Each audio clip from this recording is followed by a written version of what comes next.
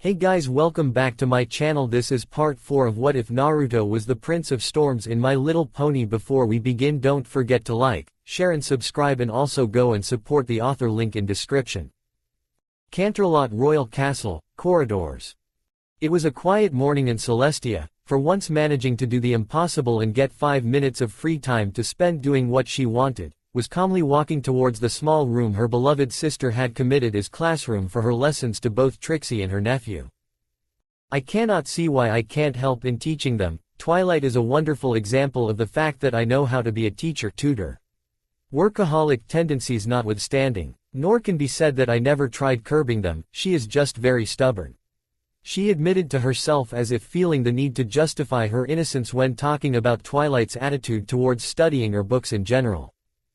I get it that Luna is using the lessons as a practical excuse to reconnect with her beloved son, but such a pressing for we others possessiveness is annoying. There, I said it. Celestia added, blushing a little. Ooh. A long moan of pleasure echoed in the corridor, making the alicorn stumble a little. Oh, please tell me Luna is not making Molly and Trixie mate in front of her so to give suggestions or correct Trixie's mistakes. Celestia muttered in horror as she neared the closed door. Ooh, Molly. Harder, harder, the voice said between loud howl of ecstasy. That is Miss Applejack. She is using her as a model for proper mating. The Sun Princess said, shocked as she carefully opened the door enough to peek inside. She had not the strength for barging inside and really interrupt her nephew mid-coitus. Okay. As you can see, Luna was saying calmly as the giant projection of her son mercilessly plowing AJ from behind stopped momentarily so that the laser pointer she was holding up magically could circle around the point of connection between the stallion and the mare, doing so to underline the obscene bulging of the element of honesty's stomach, enlarging and shrinking in slow motion whenever the wind alicorn was thrusting forward or backwards. The matter is not only managing to take him, but doing so without losing consciousness, is Miss AJ's expression. Image zooming on the mare's face, showing blank eyes and drooling mouth. Clearly states the obvious intense feeling of pleasure he can provide. I am not saying this just because, frankly, mating an unresponsive mare lowers the pleasure, both physical and mental, as it has been demonstrated that listening the partner vocal appreciations spurs the other to do better and makes them feel better with themselves. It also means that the mare, in our case you, can actually enjoy it instead of fainting after the 5th climax and so, missing the following 6. Luna explained calmly. Between her tone and her dressing like a school teacher, it didn't even seem like she was talking about sex. 11. Celestia mentally gasped in awe. 11. Trixie asked weakly, and since she had a first-row seat directly under the meters-long for meters-wide giant video of a stallion sexually demolishing a mare, the Sun Princess could not fault her anxiety. Yes. I guess it does sound a little intimidating hearing this for the first time. Luna answered distractedly. More than a little, that sounds lethal. Both mares thought at the same time.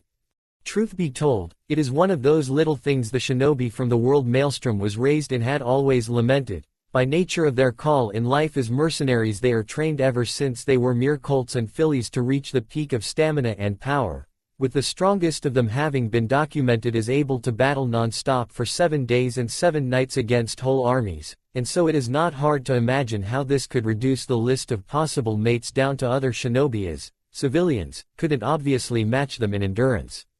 This not considering my baby boy's special case and the beast that he had been forced to carry inside, of course.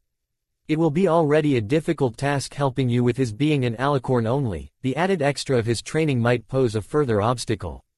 But I am sure we will be able to do this. He is not selfish, so I am sure that should you manage to last for at least 6 to 7 times he won't mind. Luna answered. But still, the very worried Trixie finds 11 times to be disconcerting. Trixie admitted, both she and her teacher missing Celestia's nod. It is? Luna asked, dumbfounded. Yes, teacher. Oh, I have been missing for 1,000 years, so I guess the standards must have lowered considerably. My beloved Storm had a standard of 7 times whenever we were intimate, with a peak of 9 when he was really in the mood. And from what I could gather, 11 is the shinobi equivalent of A. What is the modern term for a very quick intercourse done when both parties have to hurry up? A quickie, Trixie offered, shocked. Yes, that. Miss Sakura has been very helpful in my data gathering when I asked for medical details about Maelstrom. Luna said, nodding. It had been a very mortifying talk for Sakura Haruno, that one, especially since it was the mother of one of her dearest friends asking those questions, in detail and with added charts she had brought with herself, and of course Sasuke too didn't appreciate the Alicorn's questions about the probable number of times a Jinchuriki could possibly reach when mating. And as a result now both still couldn't look at their blonde friend in the eyes whenever he paid them a visit without blushing. This is why I am doing this. I find unfair that nor you or my baby can fully appreciate your moments of intimacy by leaving the bedroom unsatisfied. We will work on a surefire strategy to resolve this issue. Luna finished saying with a defeated sigh. With all due respect, teacher. But Trixie believes that AJ seems awfully satisfied. The former showmare said, unsure. Really? The Moon Alicorn said, unsure as the recording returned to run at normal speed. Come on, AJ. Scream for me, the recording of Maelstrom said as he gave a strong bite to AJ's mane to pull her head back. Ah,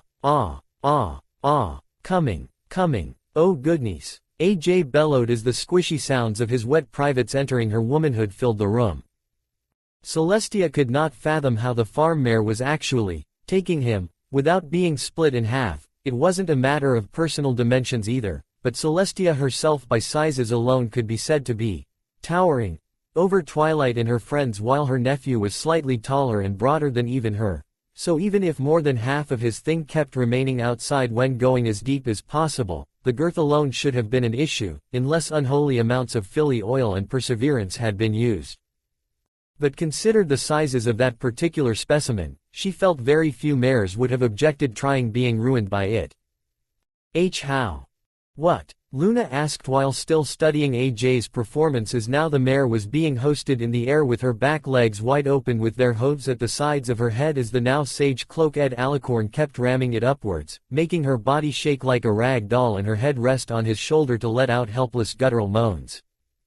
That. Is the video speeding up? Why is she not dead? Trixie asked with unblinking eye.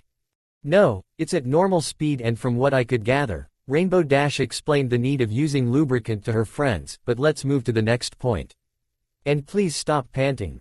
Trixie is not panting, the young mare answered confused. Oh, and yet I could swear. Whatever. Next point, oral ministrations. Luna said, shrugging and speeding up the video until the two lovers switched again position to return to him taking AJ from behind. Calm down. It has been 1,000 years since last time you had a stud. No. Stop, Celestia thought while covering her mouth with both hooves. As you can see now, human mating also adds oral ministrations to the equation for both partners. I can also tell you that he posse's a specific spell, or jutsu, if we have to be technical, helping him with this, the Moon Alicorn explained as the video of AJ stopped momentarily to make room to one where Dash had her face buried between the prince's legs and vice versa. The maximum length his tongue can reach is between 10 to 11 inches with girth also growing in scale, she explained as the thick appendage was showed elongating to penetrate hungrily either snatch or plucked butthole at random intervals. Analingus is the term for the flank licking while cunnilingus is for the marehood. Please remember the difference if you feel the need to ask him in detail. But what we will focus on today will be the female version of this, she added as the camera moved to show Dash give long, worshipful licks from top to bottom to the rock-hard rod and alternating each lick with either kisses to the tip or rounds of deep throat. Luckily only Miss Dash and Miss Twilight can at the moment properly take him all the way down without gagging, but since Miss Pie is making leaps and bounds in her progresses to do that herself, it means that we also have a tight schedule. Luckily I have found a cucumber roughly matching Mayeli's sizes so you'll be able to practice in private, as I can guess doing that in front of your target's mother would seem awkward, even if I am your teacher. Luna said, taking from her desk said vegetable to move it on Trixie's desk. This true scale penis prince? The overwhelmed mare asked without moving her eyes from Dash and the way her throat bulged at each mouthful she greedily gulped down. I will ignore your lack of proper grammar or manners this time in virtue of teen hormones, but yes, this is in scale 1 if you really need to know. Oh, goodness, I have asked the chef for cucumber salad for lunch. You can't do this to me, Luna. Celestia mentally whined. Now, the last thing we will analyze today to close our lesson. Dirty talking. Dirty talking, Trixie asked in a daze, whining in displeasure as the video returned to AJ before she could see why there were 3 clones of Maelstrom together with the original surrounding dash while pointing their thing directly at her face and her drooling open mouth.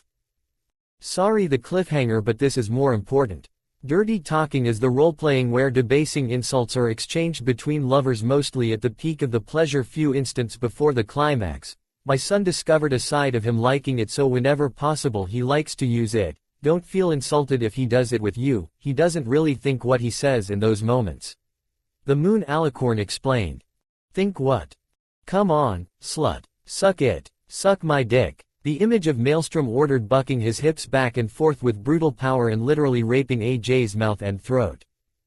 Holy harmony. Trixie yelled as the obscene slurping noises blared from the video showing AJ's face reduced to a mess of sweat and pre-cum, her mane surprisingly well kept, normally rumpled by the vulgar treatment, and her hat missing as it had flew away as soon as he started.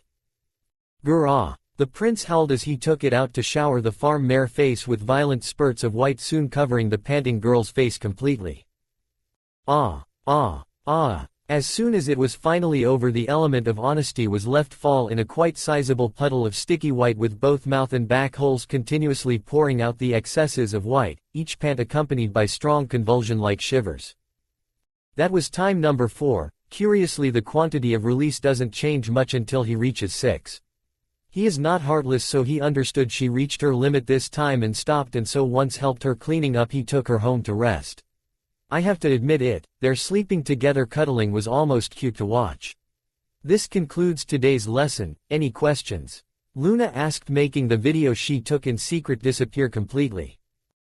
You were the one openly asking me if you could date Maali and even suggest the possibility of intimacy. I just found necessary take the matter in my hands to help you. Why yes, teacher.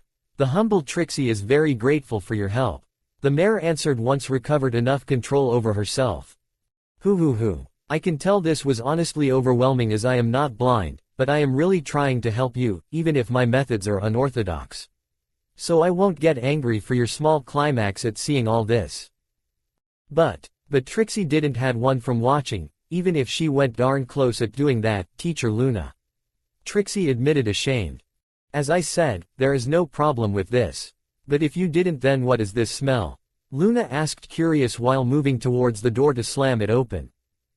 Who's there? The alicorn barked, walking out only to feel her hoof step on something wet and sticky. Looking down, she found a very small puddle of clear liquid under her, and once took a sniff, she returned to look around with narrowed eyes. We had a peeping Tom. A pervert, she muttered with a furious growl. You have your homework, but feel free to do side researches. Tomorrow you'll show me the results. You are dismissed. I have a personal investigation to do, Luna said as she marched outside to find the mysterious pony that dared spy on her lessons. Meanwhile, with Celestia, bedroom.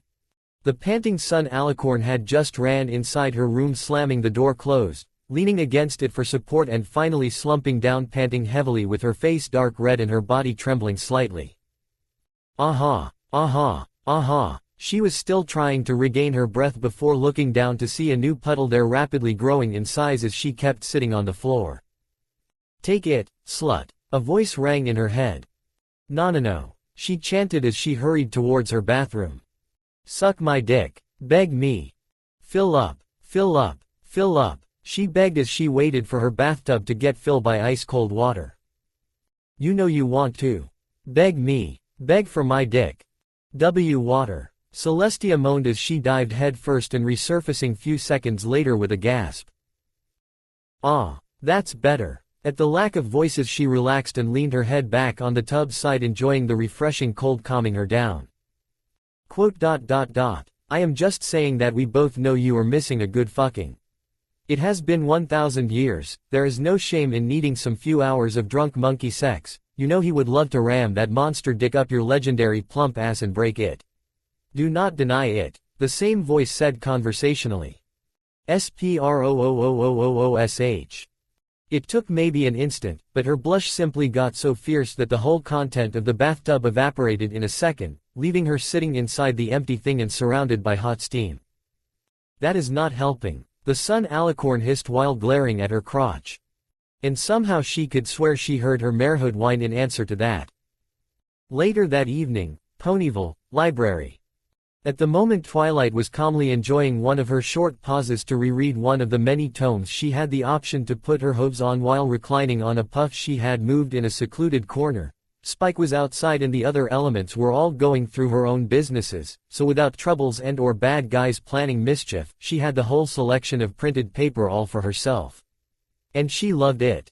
Pure bliss. She muttered pleased as she inhaled the scent of the book she was reading with a beatific expression soon followed by a sigh of pure pleasure. Knock, knock. Darn it. The young mare cursed lowly as she forced herself up to open the door. Knock, knock. Ah, you are here, perfect. Trixie said elated as soon as the door opened, and without waiting for an invitation she entered to take a seat on the same puff Twilight had just vacated. Please, do enter and make yourself comfortable. The purple unicorn said in sarcasm while closing the door. Do not worry, Trixie will make it quick so do not disturb. The showmare answered nonplussed while looking around. Yes. I need to borrow a copy of your notes for her lessons, Teacher Luna suggested asking you. She even teleported Trixie here herself. What kind of notes? Ah, the princess gave me a list. Hem. She answered unfolding a piece of paper to read it aloud with a straight, albeit blushing, face. I need, anal mating, hows and hows not, the 2 volumes of, Pros and Cons of Hove's Jobs, a copy of, 5 Useful Tricks for Taking a Big One in Every Hole, and if possible, Gagging Reflex and Kegel Exercises, how to master them in 10 steps. And I am supposed to have notes about that. Why? The mare shrieked with a horrified expression. Trixie merely looked at her with a raised eyebrow. Let me guess, you are Twilight Sparkle, you have notes about everything. Am I right? Twilight asked groaning while massaging her temples. Yep, so, will you help Trixie? The mare asked smirking. Follow me. The element of magic answered in defeat as both walked towards a small, hidden room. No pony must know about this. Twilight said sighing as she flipped a hidden switch making the walls spin of 180 to show shelves after shelves of nameless books. Near her Trixie left out a stricken whistle of awe at the sheer number of books. How do you know I have those notes? She asked shaking her head while collecting the requested books. Teacher Luna saw you take notes just like she was doing for my lessons at the opposite side of the clearing where Maelstrom and Dash were having fun. You never noticed her while you both kept recording every sordid detail of the prince's escapades. Trixie admitted. I see. Is this all stuff you did with him? No, I am still virgin, completely. Twilight admitted with a red face. Then why are you? I am not a shy cutie like Fluttershy, a free spirit like Pinkie, nor I have the bravery of AJ or Dash to walk up to him and get down to business. What I can do though is research and learning, so when the time comes I won't appear lacking but I will already have an idea of what I am doing. Twilight answered while looking at the room in apprehension. Shy cutie? Trixie asked snorting. You know, the innocent girl every boy would love to make, dirtier, and innocent. Fluttershy. PFT ha ha ha ha ha ha. What's so funny? The purple unicorn asked offended. Nothing. It's just that there is more to your friend than what you imagine. TCH. Still, all those books. Wouldn't Sumpony say you are debasing yourself? You even have a manual on becoming ASS sperm dump. Trixie asked with crimson cheeks while showing her said book. That is a book I got from a human of Konoha, so do not ruin it as it is alone. I still have to finish to translate and copying it. And as for your doubts, Mare's objectification is a plague. Yes, and I guess Sumpony would say that I am doing just that to myself, but I know it will be my own choice to do all this or not as I won't be forced and I know my cult friend won't force me. As long as me and him act properly when in public, what me and Maoli will do in the privacy of our bedroom will only be our business and no pony else. It's my life we are talking about, no pony has any right to dictate me on how to live it. She answered shrugging while putting the book back to its place. If you are okay with this, so. These notes. Here, wait. What? Trixie asked confused at the outburst. You aren't going to use this knowledge on my cult friend, right? Twilight asked with a growling tone and narrowed eyes. Quote. Yes. I see. I am sorry but I can't share my notes, the other answered while pushing the other towards the door. Wait, you can't do this to Trixie. The showmare said, trying to resist the shoving. Yes I can, as the original author and owner of the notes I have every right, now please kindly remove yourself. Twilight answered nonplussed. I was told to take those from Princess Luna. The other said as she planted her forehooves on the door frame to not be kicked out. And I will keep denying possessing them, at worst I'll ask Princess Celestia for help, she won't be happy to hear about those lessons, centered around her nephew. Why you wouldn't dare. Love and war share similar ideals and sharing my trump card is a very bad strategy. But Trixie needs those. Then take notes yourself, like when back in school. Stop copying and start doing your own homework. Twilight answered, closing the door on the mare's face. Sniffle. It won't work, the purple mare said from behind the door. Sniffle, sob. Told you already. It's not working, Twilight answered with a strained tone. Sniffle, sob, sniffle, wah. Okay, fine, I will help you. The unicorn roared, opening the door to find a perfectly fine Trixie already cleaning away her fake tears. Trixie thanks you, the showmare said happily as she trotted back inside. Darn it. Come with me, let's see what you need. The other muttered, grumbling. Meanwhile, with Fluttershy, Shy Mare's home. Please no, don't do it. The element of kindness was pleading with wide scared eyes while cowering at Discord's feet. I am tired of this. You either tell him yourself or I'll do it. The Draconequus answered angrily, the dark bags under his eyes accentuating even more his wrathful expression.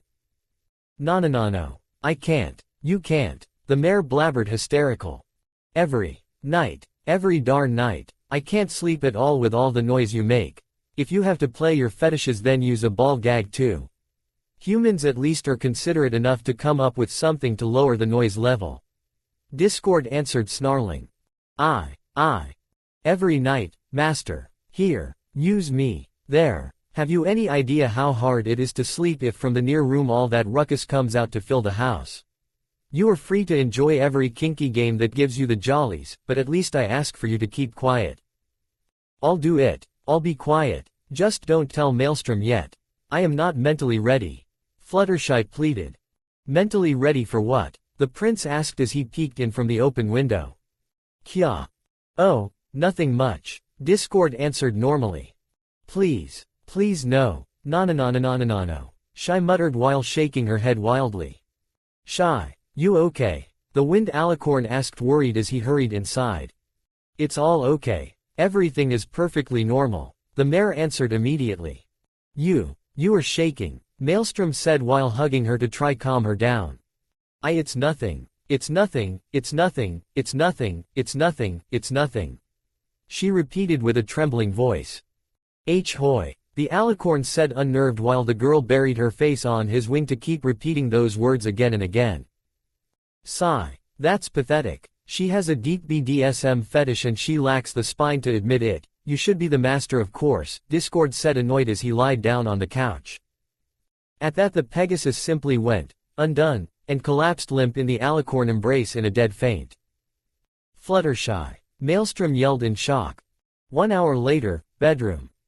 Fluttershy felt like hell. She had the worst nightmare and just wanted to spend the whole day under her covers. She refused to face her friends until the memories of that horrid dream. You are awake. Thank God, Maelstrom said, sighing elated from his sitting next to her bed. It was not a dream. Fluttershy muttered in abject horror before burying her head under her pillow and silently praying to die that very instant. How's she? Discord asked, peeking inside to check on her. How could you? The mare answered with a broken voice filled in betrayal, so much that even the Draconequus recoiled slightly. I'll be in the kitchen if you need me, the mismatched creature said, shrugging and leaving the two alone. Jerk. Come on, Shy. Come out, the prince pleaded while gently nudging the bundle of covers hiding the shy Pegasus. Please don't hate me, she said weakly. Play along, Kurama suggested. The wind alicorn asked, confused. She has BDSM fetishes. Then play along, let her see that it doesn't change a thing between you two, she needs to understand that you don't find her strange. The Bijou explained. Well, it is a little strange. Your hormones tell a different story, just come out of the closet and admit it, the toad pervert managed to corrupt you in those 3 years. Kurama answered smirking. It didn't happen, I am not like Ero Sennin. The other answered vehemently shaking his head. Liar. Fuck. Come on, say it. I wanna hear it, Kurama sang in great amusement. ICC can't. Come on, no one is here, no one will know. I have a hair fetish, the longer the better, and I like giving and receiving oral sex, and tall girls and short girls and watching them squirm and coming on their face and, he said, gaining more speed at every, and. Okay, that's enough. And I love to lick their neck and when they beg me for more and using clones to gangbang them and. You can stop now, Kurama said, turning a little unnerved. And I love when I manage to give them multiple screaming orgasms and I am having fantasies as of late where I bend Aunt Celestia over the dinner table to plow her ass hard until she screams. He admitted before burying his face in his hooves in shame. Wow, I didn't know about the last one. The Bijou admitted with a low whistle. Up in heaven. You corrupted my baby. Kushina bellowed as she assaulted the dead toad Sanin. Well, technically he is not exactly your son, Jiraiya tried saying while backing away. Bad answer, human, Fierce Storm answered as he and Minato moved to keep him still. All yours, honey, the former fourth Hokage said as he and the pony shoved the Sanin towards the woman. RGH. With a hellish roar Kushina pounced, making the agonizing screams of pain of Jiraiya echo everywhere. You are not really angry about this, right? Storm asked. Nope. And you? Minato answered while barely concealing his smirk. Me neither, I share the same fetishes in fact. Ditto. At that human and pony exchanged a stealth fist bump of male camaraderie. Back on Equestria.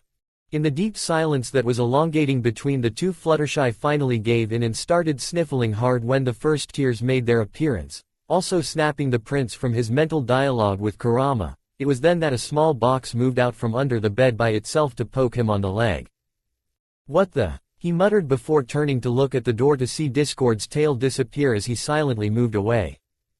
Opening the lid, the Wind Alicorn saw a small black collar with a dog tag, a short leash and a riding crop along a blindfold and handcuffs. Why would a world of horses have riding crops? Kurama asked dumbfounded.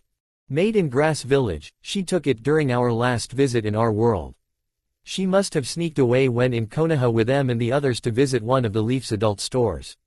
He answered. I see, now move before she does something stupid, like running away as soon as she remain alone. Nodding at the Bijou's words, the prince yanked the covers away, making Fluttershy shriek and try to move away. Without saying a word and with his gentlest smile, the Alicorn simply fastened the collar around her neck, making her go wide-eyed. It's pretty, it does really suit you, he said, kissing her cheek. Plus $% pound. Muttering something incomprehensible, the Pegasus turned beet red and looked down. Speak louder, Maelstrom said sharply. Aye, it's not strange. She asked again, still with her head held low. I like you and you like this sort of things. So I like them too now, is it okay? He answered, nudging her face up with a hoof. Why, you sure? She asked again, this time with a bit more strength returning to her voice. You'll need to teach me how to properly do that, but I'll manage. And to be honest, seeing you wear a property of Prince Maelstrom dog tag is surprisingly hot. I guess I just learned something new about myself. He answered, chuckling. Okay, she answered with a tiny smile finally surfacing. What now? He asked. KK kiss. No. WY. I am the one doing demands, right? The Alicorn answered, smirking. Right, Shy said. Right, what? You were right, master. She answered, returning to be unhealthily flushed. Sigh. We need help with this, come with me. Maelstrom said, moving towards the door. You were right, where are we going? Fluttershy admitted, sighing herself. To meet an expert, and if it is not a problem. He answered before looking away. Yes. Can you keep the collar? Just this time. Oh, okay. God, this is super pathetic. Kurama muttered, face palming. Few minutes later, Carousel Boutique. Rarity is the expert, Fluttershy yelled with wide eyes. Yep, discovered this by chance, Maelstrom answered, shaking his head as both entered the shop. Expert in what, dear? The unicorn asked, curious. In BDSM, and we both need lessons in that. The prince answered. Luckily the boutique was empty, otherwise someone else would have seen the infamous perfectionist, fashionista, shred the dress she was working on in a flare of uncontrolled magic. I don't know what you are talking about, Mael. She stammered in panic and refusing to look at them. Sigh, we won't talk, Rare. But Fluttershy wants me to be her master, and I can't do this if I have troubles even saying the term. Same going with her shyness in being the submissive one for real instead of her fantasies, he answered in defeat. I still don't understand. I am a proper lady. I am not into that sort of sordid things. The unicorn answered, rapidly walking away. Then I'll ask Twilight if she knows where Spike runs to every day, he said with narrowed eyes, making her stop abruptly. Spiky? Fluttershy asked, confused. No. Please don't tell her. He is in your dungeon, right? Like the proper pet, he is. What are you punishing him for, this time? Maelstrom asked. Dungeon. Oh my goodness. Shy gasped in shock. Sigh. You promised, Mealy. Rarity said, whining. We are on the same boat, Rare. So help us, please. I don't want to exaggerate, and we need to see if we would really enjoy this or not. I don't want to go overboard or step back and lose Fluttershy. The alicorn said pleadingly, and making the Pegasus near him smile happily at his admission. Okay, I'll see what I can do to help you too, but just because we are friends and share common interests. But no pony will know about us, okay? No pony. The fashionista answered. Of course, the other two answered at the same time. Good. Let's go to my office, and is that a collar? Yo got her to wear one in public. Rarity said, going wide-eyed in shock. I thought it was normal. Shy answered timidly. No way. I never got Spike to wear one openly like that. How did you do that? Rarity asked Maelstrom with clear jealousy ringing in her tone. You tried. You know Twilight will skin you alive if that happens. She still is a little miffled for what happened with that main stylist. Maelstrom answered, snorting. Those are minor details. Come on. You have to tell me the details, so I'll know from where to start. Spanking, blindfolds, bites, anything yet? She asked, curious. This is our first day in this, Rarity. Fluttershy answered while hiding behind the alicorn. Goodness, you two are hopeless in this. Good thing I am a patient mare, come with me. Meanwhile, right outside the window. So the fashion maniac will teach them. Surprising, but only good for blackmail. Luckily Trixie will have a first row seat on the lessons. Even if Teacher Luna is not going to enjoy these notes, I will take. Trixie muttered, grimacing as she tried to keep track of the trio to take her notes. Later that night, Canterlot Royal Castle, Maelstrom's bedroom. The prince was soundly asleep, still blushing from time to time as his dreams had been influenced by the lessons Rarity gave him and Fluttershy, and the knowledge that more will come at a later time. And unknown to him, Kurama instead was greatly enjoying his movie night, and even adding a detail or two here and there from his own repertoire of knowledge. Good thing the Bijou could hide those dreams from Luna's eyes should she come checking, otherwise even he doubted half Equestria, the planet, would remain standing after her first bout of maternal fury. So engrossed both were, that neither of them noticed the bedroom door silently opening and a long shadow loom above the alicorn. Nor did they notice the covers slowly getting peeled away and the prince's tool coerced into coming out without waking him up. No guards heard the guttural noises of bliss coming from the bedroom, nor the heavy, satisfied gulps of hunger following few minutes later. And it was not the first time this happened either. Once again, the next morning, Maelstrom could not understand why his aunt's smile seemed to become a little amorous towards the end of her good morning. Nor why he had the improvised instinct of looking down in shyness or to follow every movement of her tail whenever she walked by him. Or his newfound attraction to her for that matter. You okay, sister? Luna asked, curious. Oh, yes, I feel perfect, thank you. Even better than usual. The sun alicorn answered simply, and no one seemed to notice the strange gleam that had passed through her eyes as she said that. I have a bad feeling, even worse than when that nightmare bitch had come back a second time. Kurama muttered with narrowed eyes as his danger instinct started stirring awake. Ponyville, Carousel Boutique Rarities. Underground Dungeon.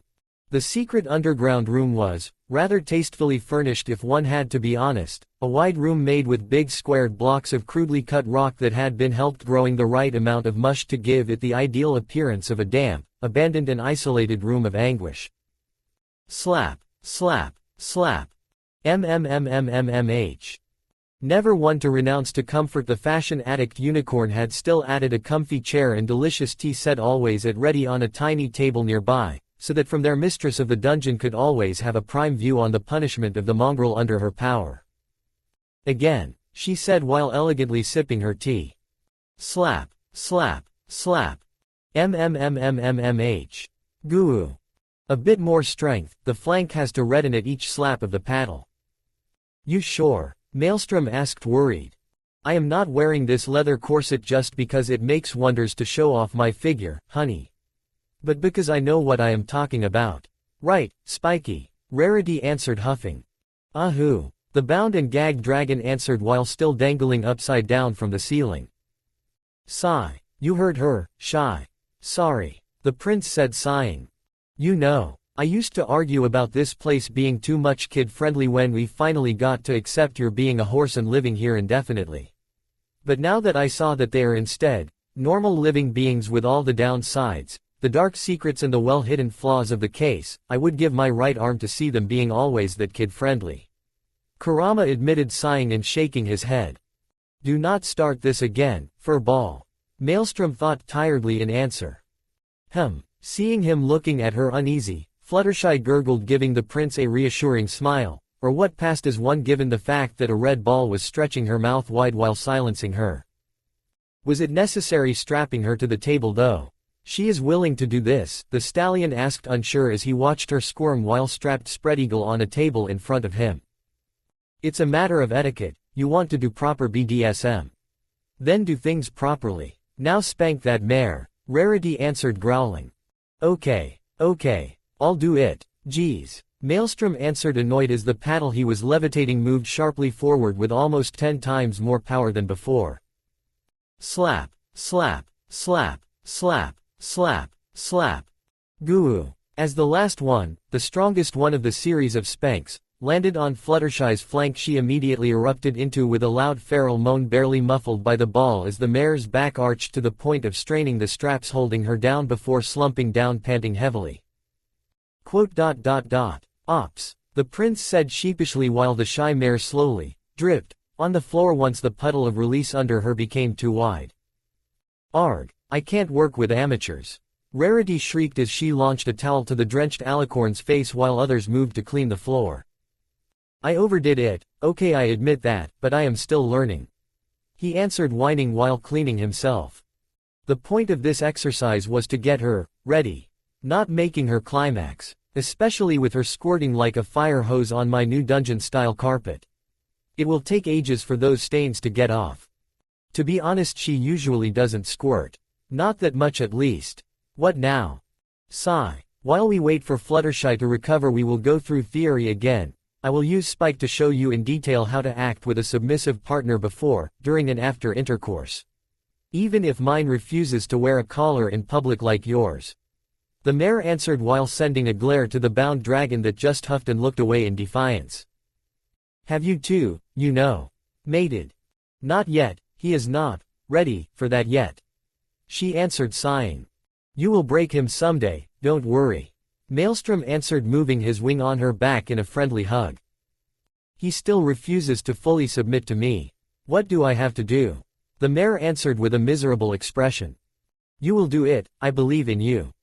You do, she said with a touched tone of voice. You are a great mistress, he will break sooner or later, have faith, I know you'll do it. Thank you, mildly. Rarity answered finally returning to smile. Why I left those Ika books lying around for her to find. I should have burned them. Now she discovered her love for this stuff and only wants to do this. Damn human perverts. This is all your fault. Spike thought in defeat. Come, Spiky. We will start with ropes and knots and tickle torture before moving our way upward. Like that while teaching Maali, I will see if this time you will finally break and fully recognize me as your one and only mistress until the end of time. Rarity said as she pulled Spike down. Crap baskets. The poor dragon though in dismay as ropes started tying him up by themselves. Later that day, with shining armor, Nightlight Twilight Velvet residence. In the living room of the house, sitting one in front of the other with a heavy air of solemnity hanging around them, stood Shining Armor, brother of Twilight, and Nightlight, father of both Shining and Twilight, the latter looking at Shining with an uneasy smile while shifting in his seat nervously. Dad, the captain asked as he grew too worried to wait for the other to start talking himself. This is difficult, my son. Nightlight muttered, groaning. What's happening? The other asked, growing even more worried. You see, Shining, there comes a time, in the life of a father, where there is the need of a certain talk to be done face to face between stallions with their own son. The older pony said slowly. Dad, you already gave me the talk. Once was humiliating enough, Shining said with a cautious tone. It was not humiliating. It was, Dad. It always is. I couldn't sleep at night because images about you and Mom kept popping out. Okay, in hindsight it was a little traumatic and humiliating. Knight admitted. But this is not that kind of talk. But one equally important, he then said, steeling himself. Equally important. Yes, you see, there comes a time where, let's say chicks, grow up and wish to leave the nest to create their own nest, are you following? The poor father said, looking everywhere but towards Shining. More or less, Dad. Well, as I said, the chicks, or mares, will always want to leave the nest, or house, to live in their own nest. Or library, and once there they might meet another bird. Or stallion. Dad, please choose either ponies or birds, because I am not following, Shining Armor said, groaning. Twilight Velvet, his mother, was, unknowingly to him, doing the same from the kitchen from where she was eavesdropping and silently cursing her husband for beating around the bush in fear of their son's reaction. Shining, Twilight has left the nest, our house. Knight said slowly. Yes, I was aware of this. The other replied, rolling his eyes. She has her own nest now. Yes, library equals nest, I got the reference now. He said, annoyed. And she has met a stallion. Nightlight finally said while closing his eyes tight to prepare himself for the explosion. She has friends, I know that, but where is the problem? Shining asked, confused. A stallion is a male pony. I know, I am a male and a stallion myself, he answered equally slowly. And Twilight has met one, and they are close. Nightlight said, stressing the close as much as he possibly could. So they are friends. New, he answered slowly. Good friends. Shining tried again. Good Faust, how can he be so dense? It must be his mother's side of the family, none of us was this bad. The old stallion thought in dismay. Dad. Shining, this stallion, sigh, this stallion is very, very important to Twilight. Aha. And as any very important stallion, he may try hammering her nail one of these days. Hammering her nail, Shining repeated in complete confusion. He will squeeze the cream out of her cropfin. The what from where? He will one day mix her hayshake with his spoon. I don't understand. Make her fly the loops with him. Velvet suggested from the other room. Do not interfere, woman. This is man talk. Knight roared in answer. Twee has met a Pegasus then? Shining asked in total confusion. Shining, this is already difficult in itself, so listen well and get the full meaning of my words. This stallion will someday cover Twilight's pudding with his manyanas. His cucumber will one day, with her permission, pierce her donut. Nightlight said with a voice now bordering the growling. Are you hungry, Dad? Shining asked, confused. Bucket. The captain's father roared as he jumped to his hooves with a roar of rage. Wah. Twilight has found herself a coltfriend and one day they will fuck like animals. You get it now. He will plow her. He will bone her. He will dick her mercilessly. They will go at it like rabbits for hours. He will give it to her hard all night, every night. And sometimes after lunch too if they are in the mood. And he will cram his dick in every hole she will give him access to, which it's easy to say that it will be all of them if she took after your mother, until she will walk funny for weeks afterwards. She already decided where and when her cult friend will brutally pop her cherry, and he will certainly made her have multiple screaming orgasms again and again and again. It was not so hard to understand, you dim-witted fool. Nightlight screamed in fury at a millimeter of Shining's face, making him topple down the chair from the strength of his voice.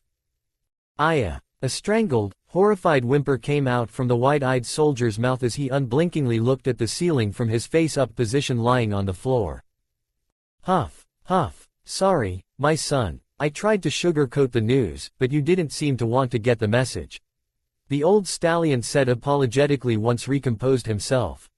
So Twilight has a cult friend. And nothing I will say or do will change things and make her see reason. Like dropping him and remain my innocent, pure, virgin Twee? Shining asked, getting up and showing a stoic composure. I fear that won't be an option, but unfortunately we can only accept this, son. She has every right to make her choices, and Princess Celestia herself is backing this choice, so you can at least be assured that whoever he is a good pony. Knight answered, nodding. I see, so you don't know who he is. I do know, but I was asked not to tell until Twilight herself will tell you. I understand. Can I have a moment, Dad? I need to think about this. About my precious LSBFF, little sister, best friend forever, Twilight having a cult friend, and one day. Gurgle. Mating with him, Shining Armor said, sounding like being about to puke. I will wait here for you, no matter how long you need, so we will talk about this together. Nightlight said with a gentle smile. Thank you, Dad, Shining answered, walking outside the house. You think he took it well enough? Twilight Velvet asked while peeking in the room from the kitchen. Well, her husband said, unsure. No. Thump. Shining Armor's scream of anguish tore the sky and made earth tremble while breaking windows left and right as the overprotective big brother in him cried all his despair for the horrible news before the stallion collapsed in a dead faint immediately after. Sigh. Go call a doctor, he hasn't took the news well enough. Knight answered, sighing in dismay. You don't say. The mare answered sarcastically as she hurried outside to call a medic for her overdramatic son. Several hours later, with Celestia, Canterlot, Royal Castle. Celestia was sweating bullets, but not because of fear, anxiety or the mere heat of the day, but because all herself was focusing and keeping a new part of her buried deep in her subconscious as it tried to take over. No, not the corruption, not me, not now, she growled as she grew unsteady on her hooves while her backside, to her confusion and shame, continued growing warmer and wetter. Luna just returned. My nephew just returned. I can't lose them again, she said as she made her way towards her private chambers. She could tell it was corruption as her thoughts were being forcefully directed in unnatural ways, and since she seemed to keep focusing on lust-filled thoughts, she also started wondering if lust itself and her burying her own needs and desire could be the reason. Along watching Maelstrom use his thick and juicy D. No. Twilight. The sun, Alicorn yelled, collapsing on the floor as her face grew redder like she had a strong fever. I need the elements of harmony, if I use them now I won't get corrupted. Will you stop this? Her mouth moved again but a distorted voice came out, one oozing seduction. No. The princess yelled, shaking her head wildly. It was all you who kept sneaking inside his room to sat your hunger, the other voice whispered, amused. No. It was your influence. It was. You sure? I could come to life only later. Only after a week in which you kept licking and suckling on his thing to your heart's content. He was good, wasn't he? He always came so much. No. Celestia groaned weakly. So warm. You loved feeling it pour down your throat, or on your face, like last night when you left him cover you completely. You loved it, don't you? Being marked as his. Ah. The sun, Alicorn yelled as in a bout of desperation she managed to teleport away towards Ponyville. Sister. Barely a minute later Luna asked groggily as she walked inside the room with half-lidded eyes. Any pony here? She asked aloud again, yawning. I could swear I heard screaming. This castle is more loud than what I remembered. The moon alicorn muttered to herself as she returned towards her room and her very needed sleep after her night activities as Night Princess. Ponyville, Everfree Forest. Overshooting and reappearing several meters away from her intended target was something that had not happened ever since Celestia had started studying the whole teleportation spell mechanic, but with her mind basically trying to collapse on itself because each half of it tried to usurp the other, it was a miracle in itself if she managed to only reappear in the middle of the forest. Close, I am close. Soon I will get help.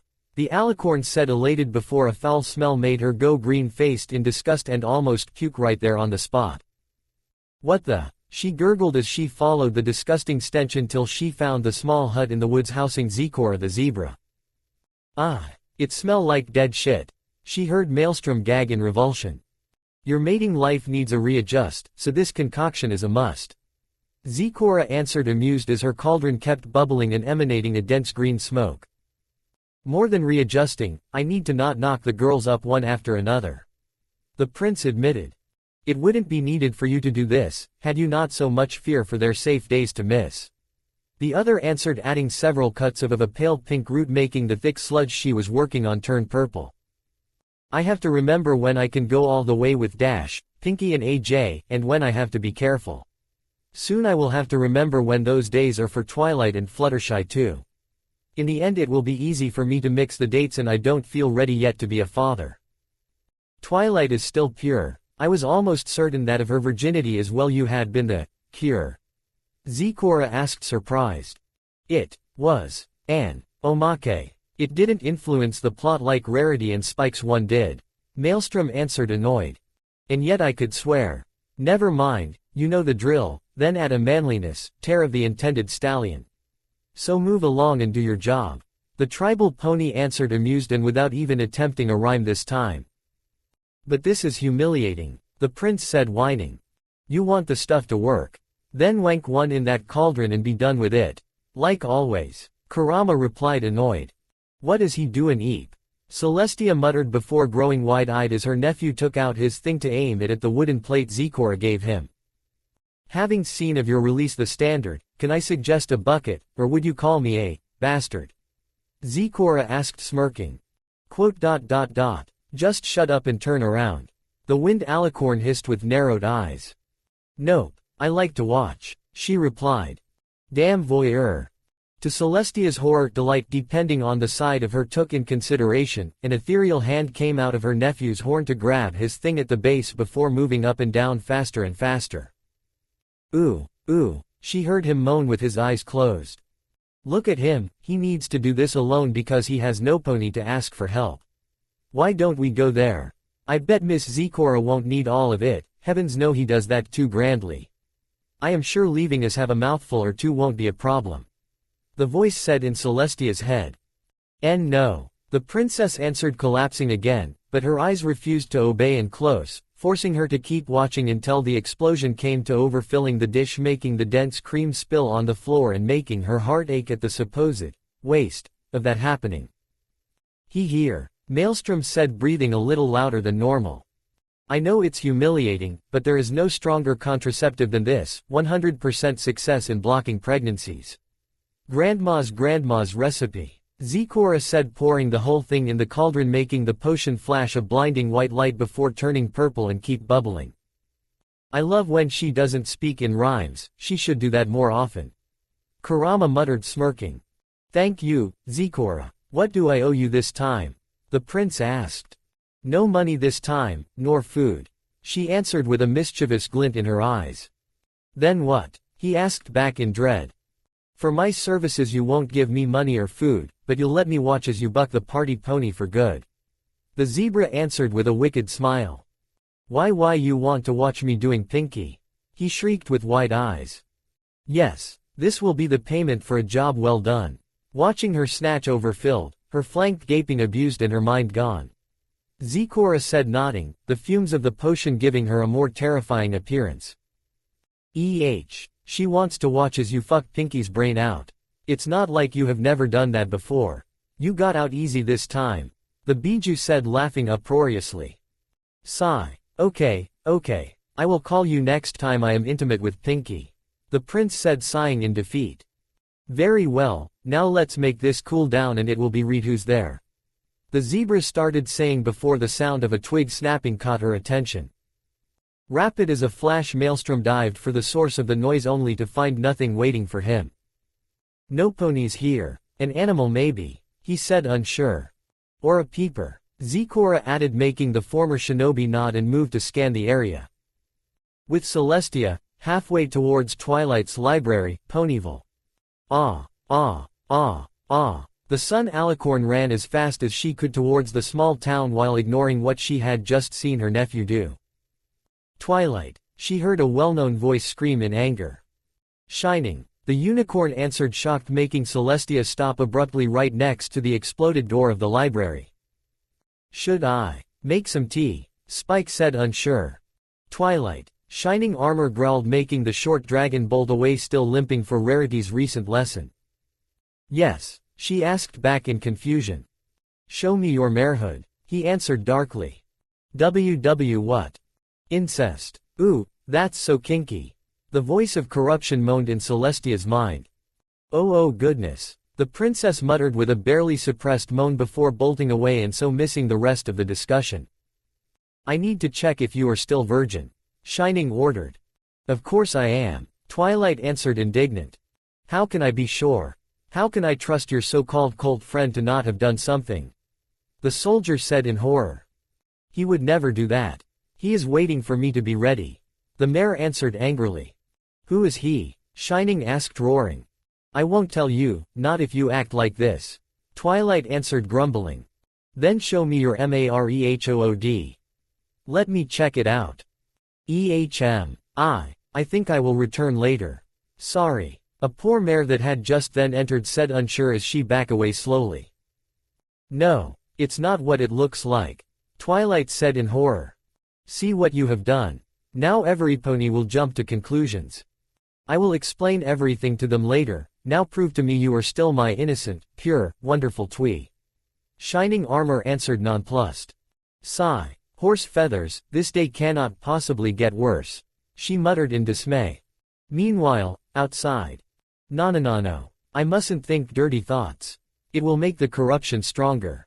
The Sun Alicorn muttered in despair as she took distance from the library. Carrots. Eat my carrots. They are long, thick and juicy. A stallion yelled from a near stall as he proudly displayed the almost phallic-shaped vegetables near him. Oh, goodness, the mare whimpered. Eat my carrots. Gobble them down and you'll feel refreshed. The vendor kept saying. Trixie wants one, she is starving. The former show mare said eagerly. One, Missy. Any preference? He asked, smiling gently. Your biggest, thank you. Trixie loves them huge. Here it is. Do you like it? Is it big enough? The stallion asked, smirking. That's a pretty big one actually. Trixie fears it won't even fit in her mouth.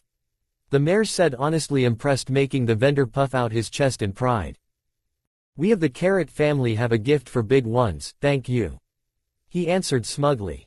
No. Unseen by them, but clearly heard, Celestia simply teleported away to escape the conversation.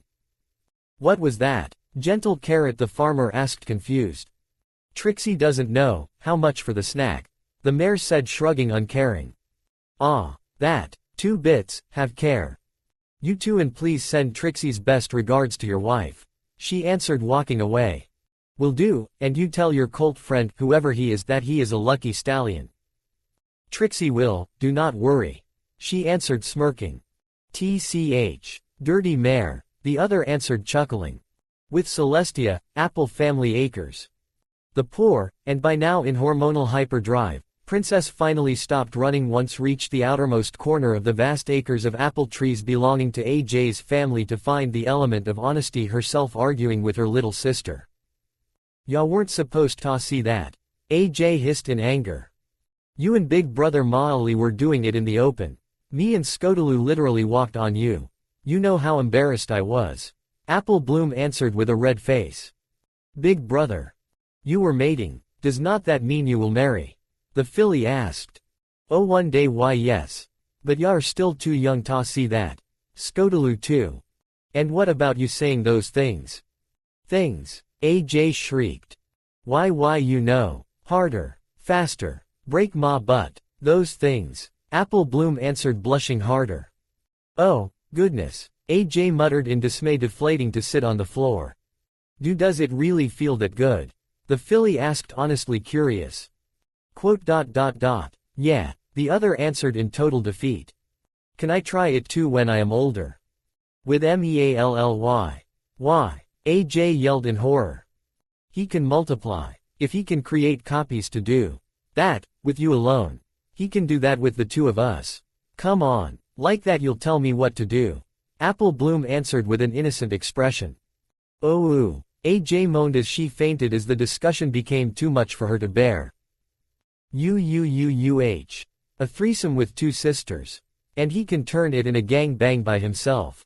I totally forgot about his cloning power. Inner Celestia said, aroused. Yelling as strong as she could, Celestia ran away, scaring Apple Bloom to the core. What was that? Big Mac. Help. Big Mac. The filly said, scared as she tried to wake up her sister. That night, Canterlot. It was almost night time when Celestia finally returned to the royal castle, stumbling and tripping on her hooves while panting, her tongue hanging down her mouth, drooling while her snatch continuously dripped arousal on the floor. The princess moaned with clouded eyes as she opened the door of her bedroom with just enough strength to then collapse on her bed. Hee. It was then that she heard Rainbow Dash giggle while tiptoeing in front of her door. Dash. The Sun Alicorn muttered as she came out to follow the mare. Following her through the corridors of the castle, she saw her enter one of smallest rooms with a dazzling smile on her face while dressed in a skin-tight bodysuit. Confused about the whole thing, the Sun Alicorn neared the door to listen while spying from the keyhole, hearing a clearly faked gasp followed by a low laugh. What do we have here? A dirty thief forced her way in, Maelstrom said with a lecherous smile. Oh, no, Dash said as the prince tackled her to the floor. No pony steals from the castle. I'll have to punish you, he said, licking her neck. Oh, please, I'll do everything you want. Just don't hurt me. Oh, it will hurt. It will hurt the right way. No. By now mentally exhausted, Celestia tried to return to her room with shaking steps before collapsing on the floor, convulsing after only few steps. Come on, give in. No. Give in. Let me guide you, and everything under the sun shall belong you. And every pony under the sun will belong to you. It's time for Celestia too to be satisfied. For you to feel good. Dash. Oh, mildly. On. Harder. Give me more. Can you hear them? Can you hear this sound? The sound of a mare giving into passion. Why should Everpony feel good but not you? What right did they have to deny you your pleasure? It's high time you take what you have always worked so hard for. Agha. Celestia whimpered as she felt her body burn like fire. As she kept listening to the moans and grunts of the lovers mating behind the door, the Sun Alicorn started panting on time with them, even bucking her butt backwards as if meeting the thrusting of an invisible stallion. Yes, like that. Breath in deeply the scent of them going at it. Soon it will be you and only you, the one to enjoy this wonderful scent. The voice said with a warm and pleased tone. See coming. Something's coming. Celestia moaned out with her eyes closed tightly.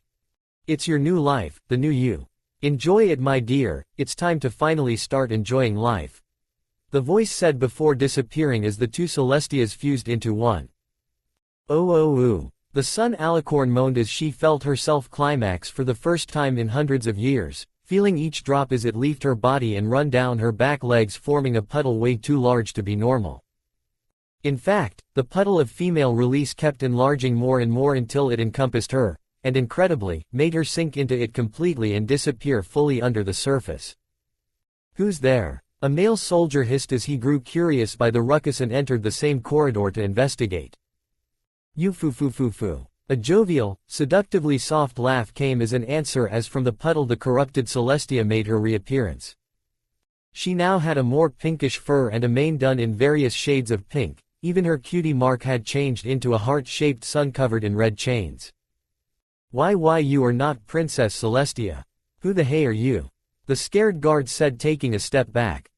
Hoo. You look cute enough to eat. She answered, moving closer and opening her wings wide. Stay back, the now heavily sweating stallion said, unable to move. I am your queen, don't you recognize me? Celestia asked with a pout as each feather of her wings started to softly vibrate, making their color change from pink to white in a series of hypnotizing patterns while also making a thin mist generate around her and the guard. What's this? The stallion said weakly as his eyes went half-lidded and he started swaying on his hooves. Breath in deeply the scent of your queen. You are mine. The alicorn purred in his ears, making him moan. No. He tried saying as his own cutie mark slowly got covered by the same chains of Celestia's new mark. Yes, you can give in instead. She answered, licking his ear. Why yes, I can give in. The guard finally admitted before developing a look of deep adoration. Mistress. He then said, dropping down in complete submission. Good boy. Move along, I will need your cooperation if I want my new kingdom of lust to be born. Celestia said, pleased as she walked away. Yes, mistress. The guard answered, hurrying to follow behind her with his eyes glued to her flank. Hoo. Contrary to my sister and Nightmare Moon, I will be more discreet in my plans, so we'll need to not be too open, are you following? She said. Why yes, my mistress. Good. You will help me in this by stealing one of Discord's precious Ica books for me to tinker with. For my plans to work, I'll need that pesky Draconiquus too to be dealt with swiftly and immediately. Everything you want, my mistress. The stallion said, unable to resist temptation and trying to lick her flank only to receive a strong kick to his mouth that launched him way back. No, you are still unworthy. Do not dare do something like this ever again. Celestia hissed, furious. I am sorry, my mistress. This worm won't try it again. The guard answered immediately. Bring me what I asked you and maybe I will forgive you. Do as I ask, and I will let you lick one of my hooves of your choosing. She answered with a cruel smile. Yes, I will do it. All for that honor, the guard said immediately before bolting out to fulfill his mission. Hoo. Good. Now, I will need to cover myself in the guise of my old, pathetic form. But it will be a minor sacrifice I will be able to endure until my plan will be successful. Then I will only need to deal with Luna and the elements of harmony. And make sure my dear nephew will also comply with my needs. I can't leave the biggest penis in Equestria get wasted on a worthless mare like Rainbow Dash, some pony unable to fully appreciate it. That and take care of every other male around. I saw too many wasted stallions nowadays. Yes, I know those poor boys will find a better lover in me. The Queen of Lust, the Sun Alicorn said to herself with a pleased smile. Sorry girls, but what Queen Molestia wants, Queen Molestia gets. Hoo. The corrupted Alicorn said as her soft laugh echoed ominously in the corridors of the castle, unfortunately unheard by Dash or Maelstrom as both were deep asleep while cuddling each other. And now, as a way for the author to excuse her being late, 3 omakes for you dear readers. Omake 1, the alternative way Shining Armor discovered about Twilight's love life. Royal Soldiers' Quarters, Shining Armor's room. As usual, soldiers were coming and going to and from the various rooms to take part to exercises and or mission and rounds outside, but today a huge crowd was amassed outside Shining Armor's assigned room as medics rushed in and out to try and revive him. All because of a letter the soldier had just that morning received from his sister Twilight. The letter had been clearly written in great hurry and it was clearly what caused Shining's sparkling new case of heart failure, here rewritten in its entirety. To Shining Armor, my precious BBBFF. Brother, I need your help. I recently lost my virginity to my cult friend and now I can't stop mating. Is that normal? I can't stop thinking about having Prince Maelstrom drive my head up and down as I take his penis down my throat and I don't know what to do. I know he is supposed to be Dash's cult friend only until our forming a herd can be openly admitted, but I want him to continue using my throat and pound my flank like that. I keep missing his dick going in and out my vagina with bruising force and every time we do it I want him to flood my insides. What should I do? Please help me understand what to do. It's the first time I have a cult friend and I am afraid he will think I am some sort of promiscuous, Scarlet Mare, if I openly admit of having nymphomaniac tendencies towards him. I need to go, I can hear Dash screaming like she usually does when he cream pies her, now I need to hurry up before Pinky steals my turn again. Please don't tell our parents, with love. Your LSBFF, Twilight. P.S. A thing though, all that stuff that comes out whenever he comes, is that normal? I can't understand where he keep all that, it should be physically impossible for a single stallion to fill up a mare with that much sperm. I mean, every single time it ends up pooling under us, and it sounds like a waste since it kind of tastes good. Not far away from the letter resting abandoned on the floor, Shining Armor kept groaning weakly as even in his near-death state he kept having nightmares about Twilight lost of virginity and whatever other sordid things her damned cult friend would impose on his beloved little sister. We are losing him. We are losing. Keep shocking him or his heart won't restart. A near medic said in hysterics as she kept pumping Shining in adrenaline whenever her colleagues were not shocking him with medic-level lightning spells. What happened? General Nasty Drill asked frowning. We don't know for certain, sir. We others just heard him scream, no. Before finding him like this once checked on him. A soldier answered unsure. He had a letter near him, General Drill. A nurse said giving him Twilight's letter. TCH. I see. Damn little sisters, whenever they discover their hormones I lose a soldier for weeks. That's why I always insist in having, only pony, only join the army. I am tired of seeing my best stallion and mares reduced to sobbing wrecks because their siblings don't want to remain pure and innocent. Nasty Drill said snarling once read the letter.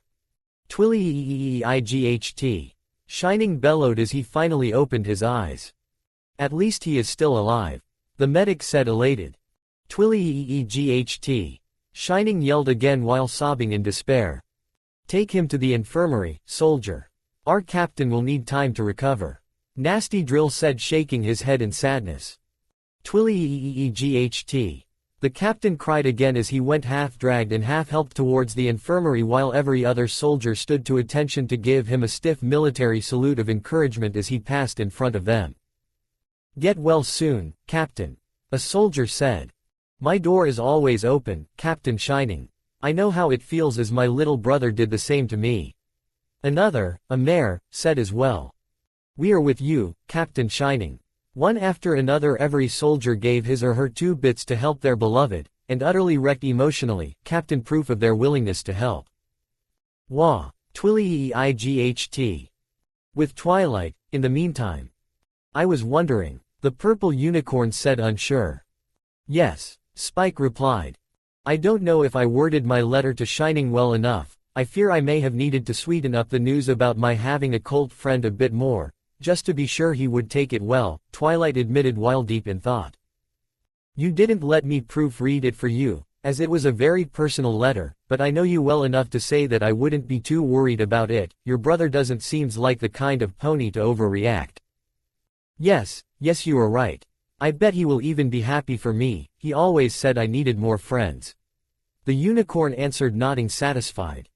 Twee-ee-lee-ee-g-h-t. A faraway echo reached outside clearly carrying all the despair and anguish of the one screaming. Yes, he took it well indeed, Spike muttered shaking his head as the scream reaching Ponyville all the way from the capital went unheard by Twilight herself, too much taken by her recent research to even notice the scream. Omake to Fluttershy the closet pervert. Everfree Forest, clearing close to Zikora's hut. The Elements Bearers plus Wind Alicorn Prince were standing in a circle within its middle, the shy Pegasus Fluttershy trying to not burst to flame by the strength of her blushing of shame, especially since Twilight was the one directly facing her and showing the greatest disappointment.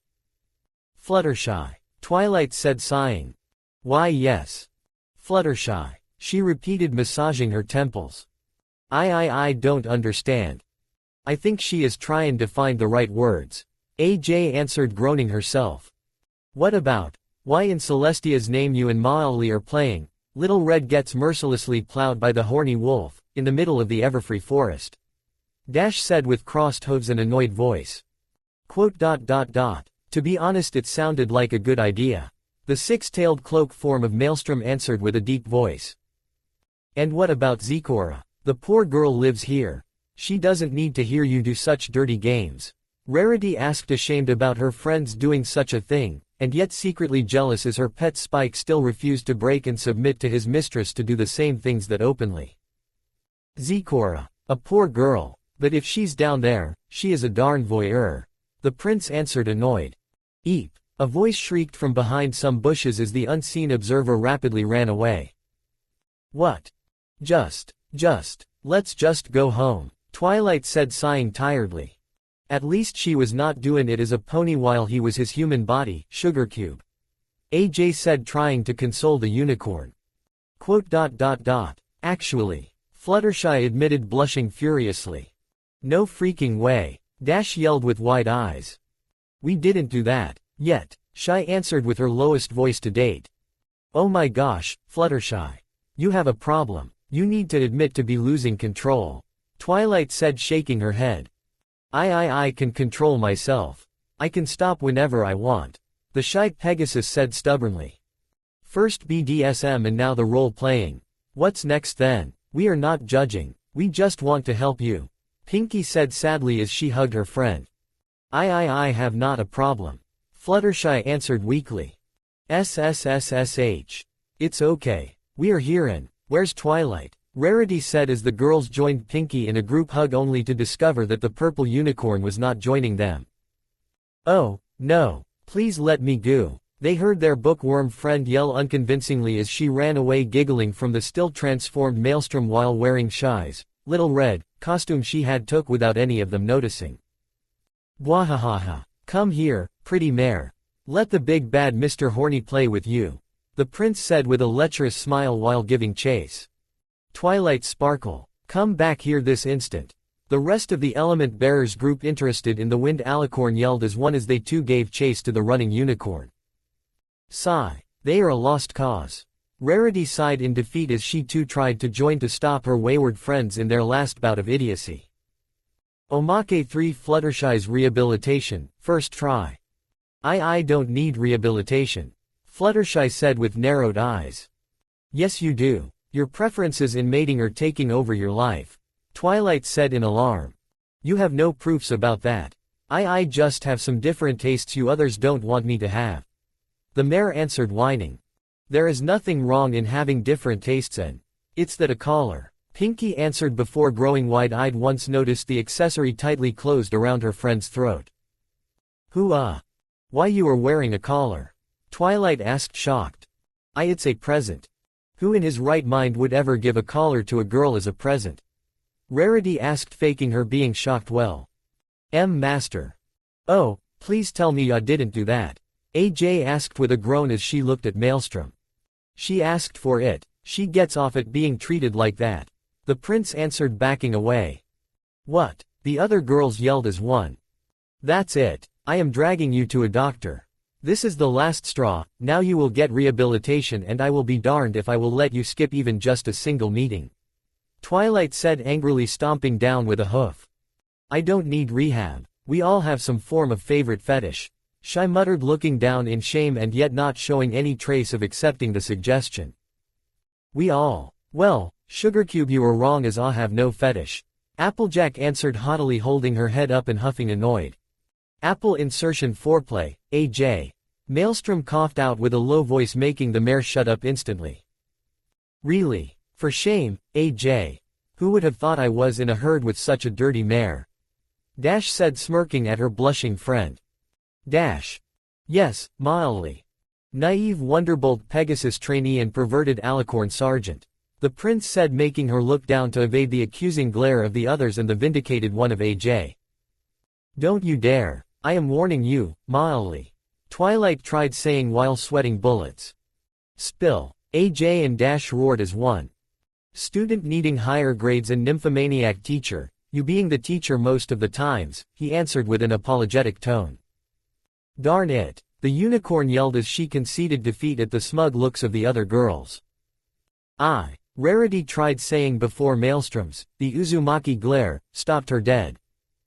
The great and powerful Trixie surely has not a favorite secret fetish. She openly admits that she enjoys her beloved cult friend's big and powerful penis reshaping her holes in any way possible, without preferences whatsoever. That The prince added, shrugging. So, do we do a group session or what? Dash asked, unsure. Just let this matter drop, Dash. It's better for everybody. Twilight answered, sighing. Not too far away, eavesdropping in secret.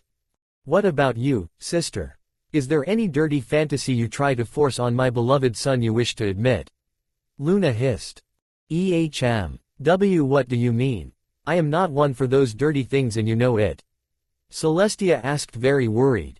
Sigh. Shadow clones and sage cloak, auntie. For the flaming, feeling and sheer numbers. The prince admitted aloud. Celestia. The element bearers plus Luna roared in chorus as they gave chase to the fleeing sun alicorn. Buick. Celestia yelled as she flew away as fast as she could to escape the furious horde hunting her down. Apple Family Acres, Old Barn. A lone soldier of Celestia's, Sun Guards, Corp., was walking towards the lone construction with a confused expression to carry on Princess Celestia's orders for him to bring the prince back to Canterlot, and to be honest the poor soldier actually hurried to comply to the request since as of late he and his fellow male soldiers had found always harder staying around the Sun Alicorn. The younger ones especially, as most of the times those kept turn shy when with her. There is simply something different about Her Majesty that I can't put my hoof on. She seems just delicious. Brr, and for some reason I get shivers whenever I think too much about it. The stallion muttered, unsure, before forcefully suppressing the twitching in both his spine and privates, and somehow he could tell the two were signals completely opposite in meaning, one of lust and the other of dread. Still, orders were orders, and once pointed in the area by Big Macintosh about the possible whereabouts of the prince and the element of honesty, the soldier moved to find the wayward alicorn. Not that he faulted the young pony for wanting to spend time with the farm mare and her strong legs and toned flawn. Darn it, something is not right, the stallion cursed, shaking his head free once again of those thoughts. Prince Maelstrom, Your Highness, are you here? The soldier called out, opening the barn door to enter, as it was the very last part of the acres he still had to check. I am here, said Wind Alicorn immediately said, jumping out of a near pile of hay and hastily adjusting his red coat and the jumpsuit jacket under it. Prince Maelstrom, the soldier asked, confused, with his head reclined to the side. We were, looking around for something, the prince answered lamely while clearing his throat. Something, the other repeated as AJ failed to come out from the same pile stealthily and instead tripping to attract both stallions' attention. Shuck, the mare groaned as she got up, slamming her hat on her head to cover the messy state of her mane. You okay, Miss Applejack? The soldier asked, concerned. Yeah, I'm fine, she replied rapidly. Are you limping? No, she tried saying. Guys, come on, we were getting to the good part, a second mare voice said, whining as Dash head popped out of the hay. We were starting round 3. It was then that she finally noticed the unknown stallion in the room, making her voice slowly drawl into silence. Of searching, round 3 of searching, Maelstrom said, making both girls nod rapidly. Searching, the other stallion said with narrowed eyes. Yes, the 3 answered as one. And I guess you were searching long and hard, he said, stressing the 2 words. Very. Yes, AJ answered, sighing longingly before correcting herself. Just the 3 of you. Pinky was busy and couldn't join us, Dash answered with a nervous smile. And how long have you 3 spent searching? A couple hours. AJ, Maelstrom shrieked, making her cover her mouth with both hooves. You are the prince and the son of Princess Luna, while I am a simple cadet. I saw nothing and I know nothing. Just please go back to Canterlot as soon as you can, as Her Majesty Princess Celestia needs to talk with you. Please see to also have Miss Sparkle come as well. Not that kind of come, of course, the soldier said, walking away, shaking his head. Certain ponies have all the luck, they heard him mutter before closing the barn door behind himself. That killed the mood, AJ said, sighing. Not really, the prince answered. Nah, Dash chorused. You two have no sense o' shame, the farm mare answered, grumbling. Whatever, let's go fetch Twee and see what Her Majesty wants, the mare Pegasus said, stretching her wings a little and yawning. Dash. Yes. Yar drippin', the farm mare said, pointing at her friend's backside. Buick. Let's get cleaned before going then, the prince said, sighing. Several minutes later, library. It's me, or there are more couples than usual walking around lately? Twilight asked, curious, as looked outside. Now that you mention it, yeah. Even Snip and Snails seem to have found their special mare. Now that's talking about miracles here. Spike answered, impressed, as he watched the various couples coming and going, acting all lovey-dovey without a care in the world. It was bound to happen. I am just surprised by the sheer number of couples mostly, but I admit there seems to be something in the air that inspires romanticism. The unicorn admitted, sighing as she returned to her work. Twilight. Rarity asked as she entered the library. Oh, good evening, she answered cheerfully. Good evening, dear. Can I borrow Spike for a moment? The fashionista asked. Sure, no problem. Twilight answered, confused by the tone of the other mare. It sounded almost needy. In a bad way. Good. Come with me, I had to spend all morning outside to check the renovations I am doing to my shop, and I need a friendly face to relax with. Rarity answered, moving the small dragon on her back and rapidly walking outside. Mostly curious, Twilight commented with narrowed eyes. Rarity. It was then she heard Spike scream in fear. What the? Rarity, stoop. She heard the small dragon scream again, soon followed by him running back inside the library, slamming the door closed. Open this darn door. Both could literally taste the anger powering Rarity's voice as the door blew away, launching Spike away and tumbling at Twilight's hooves. What are you doing, Rarity? Twilight hissed as she walked to stand in front of her assistant in a protective manner. I am recovering my pet, Twilight sparkled. Step aside and let his mistress do her thing. Rarity hissed as her horn shined in magic. Pet, mistress? The purple unicorn asked, shocked. I will explain later, but that is not Rarity. Something's wrong with her, the small dragon answered. The mongrel is refusing to let his beloved mistress vent her pent-up stress and needs to be disciplined. Now hurry up and hoof him over, or I will take him by myself and ignore any and every safe word he will use until I am done. The white unicorn hissed, furious. She is under the effects of something. Then restraining is in order. Twilight muttered as she saw the almost empty look of the other mare's eyes. Hide Spike, the librarian then said as her horn summoned a thick screen of mist in front of herself, barely an instant before a bolt of light shot by Rarity could hit them. Where are you? Show yourself. Rarity growled as the mist circled all around her, making it impossible to even see the library around her. When the fashionista saw the faint light of a horn in the mist grow in intensity, she shot her own to try and grab her target, only for it to dissipate in smoke. Presenting you my second human spell. They call it Karigakar, or hidden in the mist, if translated from Naponese. Twilight answered in a chorus of voices as several ropes of purple magic circled Rarity's legs and neck, forcing her to lie on the floor. But I think just calling it hiding mist will suffice all the same. The real Twilight then said once the mist dispelled, showing 4 copies of herself holding the fashionista down while Twilight's own magic circled the trapped mare's horn, making it turn dull gray. What the? Nullifying spell. As long as my will is stronger than yours, I can stop you from using your horn to cast magic. One of the upsides of having a brother in the army is that I can access some of their restraining spells if I need to. And after the second coming of Nightmare Moon, I decided that I needed to. Now let's talk, she answered. What do you want to know? I just want my pet. It's my right as his mistress. Rarity spat angrily. Spike, Twilight asked without looking away. Me and Rarity, kind of, are an item, a couple, mare friend and dragon, I mean, the small dragon admitted slowly. I got the message, and kinda I suspected it since she is adamant in you and not the first pony passing by being her pet. She answered coldly. Sorry if I didn't tell you. Spike said, looking down. You didn't trust me? Twilight asked, hurt. You always treat me like a baby. I was afraid you would have been angry. He finally admitted. Hoo. To his surprise, Twilight simply chuckled a little. To a mother, her baby boy will always remain little and innocent, even when you will become an ageless dragon, To me you will always be the little baby dragon assistant that didn't know a thing about cataloging books the first time he started helping me. She answered smirking. Mo mother. Spike said shocked.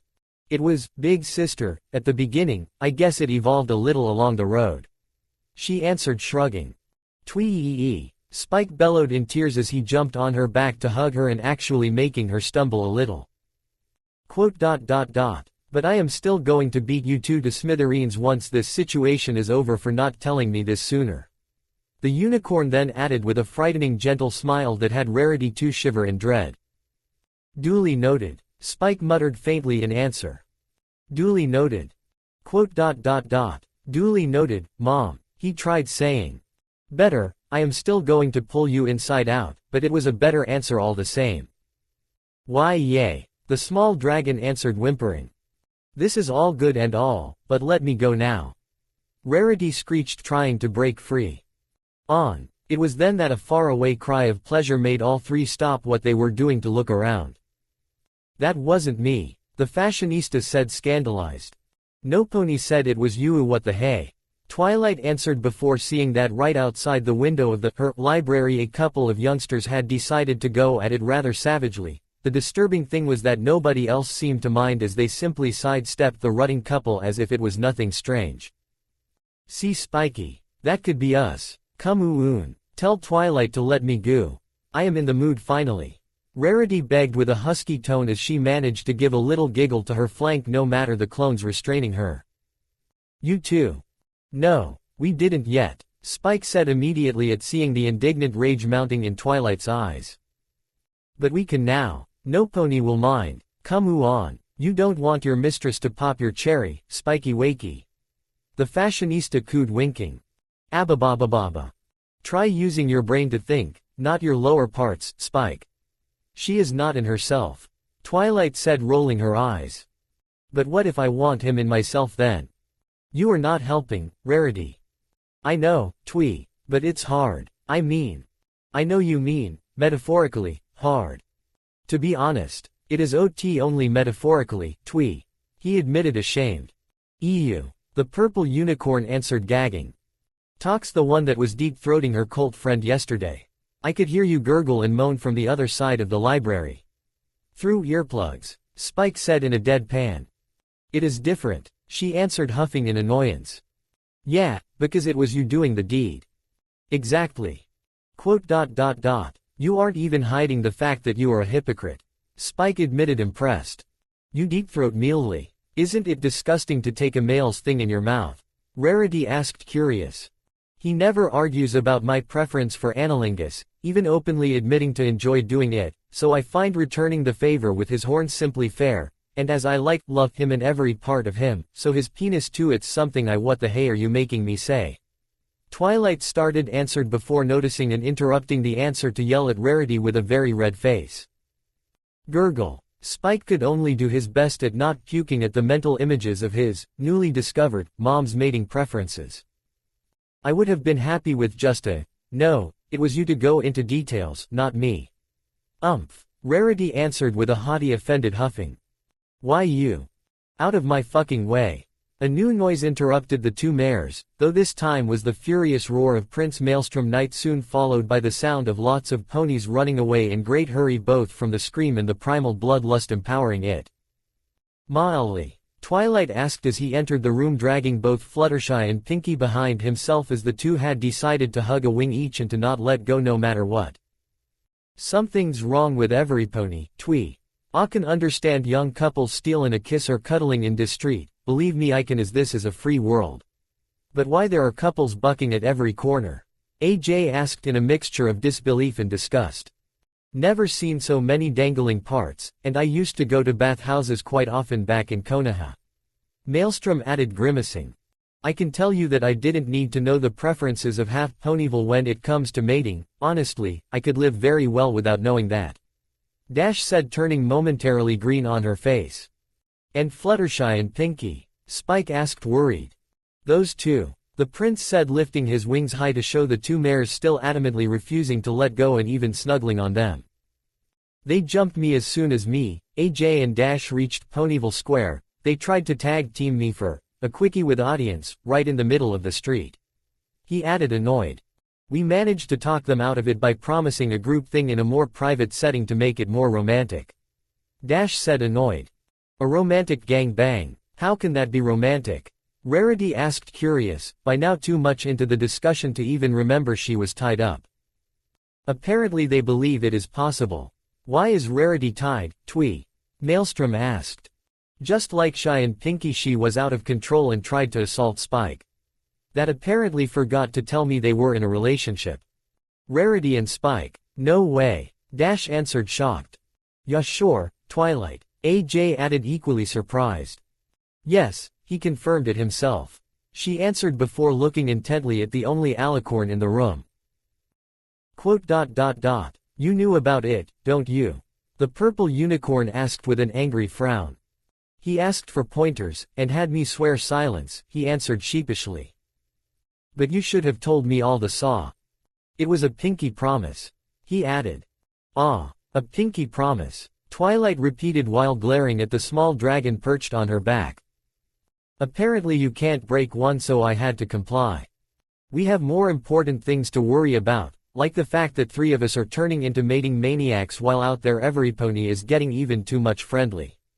Dash said, sighing. The fact remains in why we are not affected. Twilight wondered aloud as Maelstrom took her place in keeping Rarity down through clones, and a helpful chop on the back of her neck that knocked her out. We were, always feelin' kind of frisky lately, but not like the others. AJ answered, shrugging. Same here. Let's say we overworked a little in our special time with Molly lately, but nothing too extreme. Dash admitted with a red face. And you? Twilight asked. Nothing. The prince replied, confused. What do you mean with nothing? She asked back. This last week I spent it mostly closed in the castle with Trixie to follow Luna's lessons. My mother wanted to be sure we would be at the same level academically speaking. Or together alone in the same room for as much time as possible. Dash added under her breath, making the others roll their eyes. So you never got out? Spike asked. Pretty much, the Wind Alicorn answered. AJ? Twilight asked with narrowed eyes. Yup, the barn needed some fixin', so I spent not much time outside either this couple days. Why? The farm mare answered, unsure. And you, Dash? There was some problem in the Everfree forest, so me and few others have been arguing with the rain clouds in there for 3 days straight since it simply didn't want to stop raining. Never dodged that many lightning bolts before. She answered. Quote, ... And me and Spike have been closed here to sort out the last shipment of books from Canterlot. Twilight muttered. That's because you kept reading them instead of just putting them in place, Twee. We took 2 days to do the job of 30 minutes. Spike added with a fake cough. Hush, she replied, embarrassed. So? Dash asked. A minute, Fluttershy. Ahoo. The Pegasus asked without lifting her face from its place deeply buried in the prince's wing she was clutching on. You were outside caring for your animal friend like usual? The purple unicorn asked with narrowed eyes. I tried to, but they kept mating and refused to listen to me. In the end, after watching all of them having so much fun, I decided I wanted my master to do the same with me, she answered, dropping the wing to wrap her forelegs around Maelstrom's neck. Master? Twilight repeated with a suffering sigh. Ahoo. The Pegasus answered as she kept covering the alicorn's cheek in kisses. Can I find this situation disturbing, Twee? Maelstrom asked, rising a hoof. Yes, mildly. You can, she replied tiredly. Then, help. He then begged as Pinky decided to emulate Fluttershy and attack the other half of his face. Hooves off. Dash roared, peeling the 2 mares away with some difficulty. And I guess Pinky was outside doing Pinkie Pie things, Twilight said, ignoring the struggling Pegasus trying to keep their 2 friends away from the prince. Yep, Pinky answered as she slithered away from Dash's hold to pounce on the alicorn to cuddle with him. Whatcha thinking, Twee? AJ asked.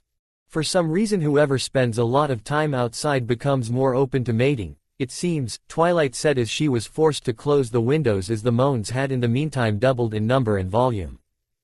Then why I am not like them? Dash asked, finally admitting defeat and letting Fluttershy to smother her cold friend. That is what I don't understand, Twilight admitted.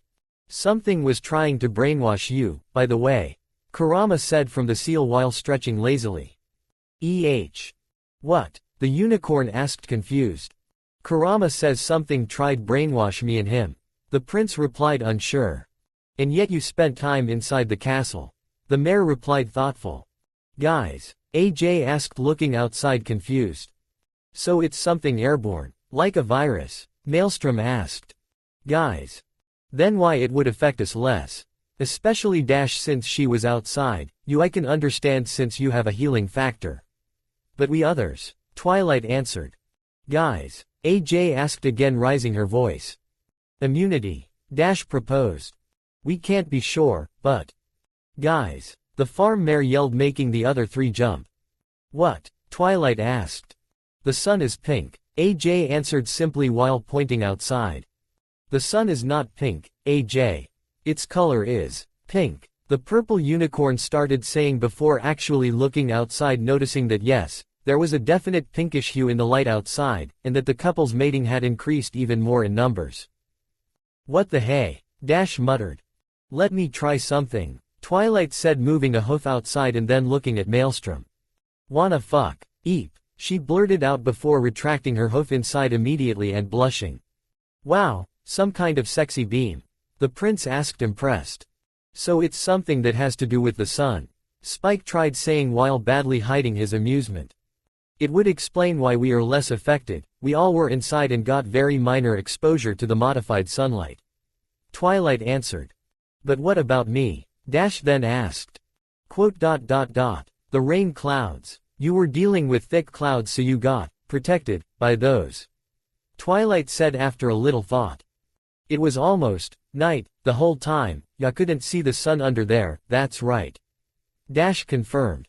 Maybe that is also why you were having troubles removing them, the clouds were protecting you and the others. Maelstrom said smirking. I have to thank the Everfree Forest, crazy weather then. That's a first, she answered laughing. The fact remains that there is something extremely bad going on. We better alert Celestia and ask for advice. Twilight said concerned. I would advise against that. Luna yelled as she barged inside the room dragging a thoroughly tied-up Trixie behind her with both mares covered by an umbrella of shadows that was evidently being corroded fast since the moon alicorn all but jumped inside the library to evade the sun. Mom, Maelstrom yelled worried as he hurried to stand next to her and finally dislodging Shy and Pinky from his back thanks to the sudden sprint. I am okay, my son.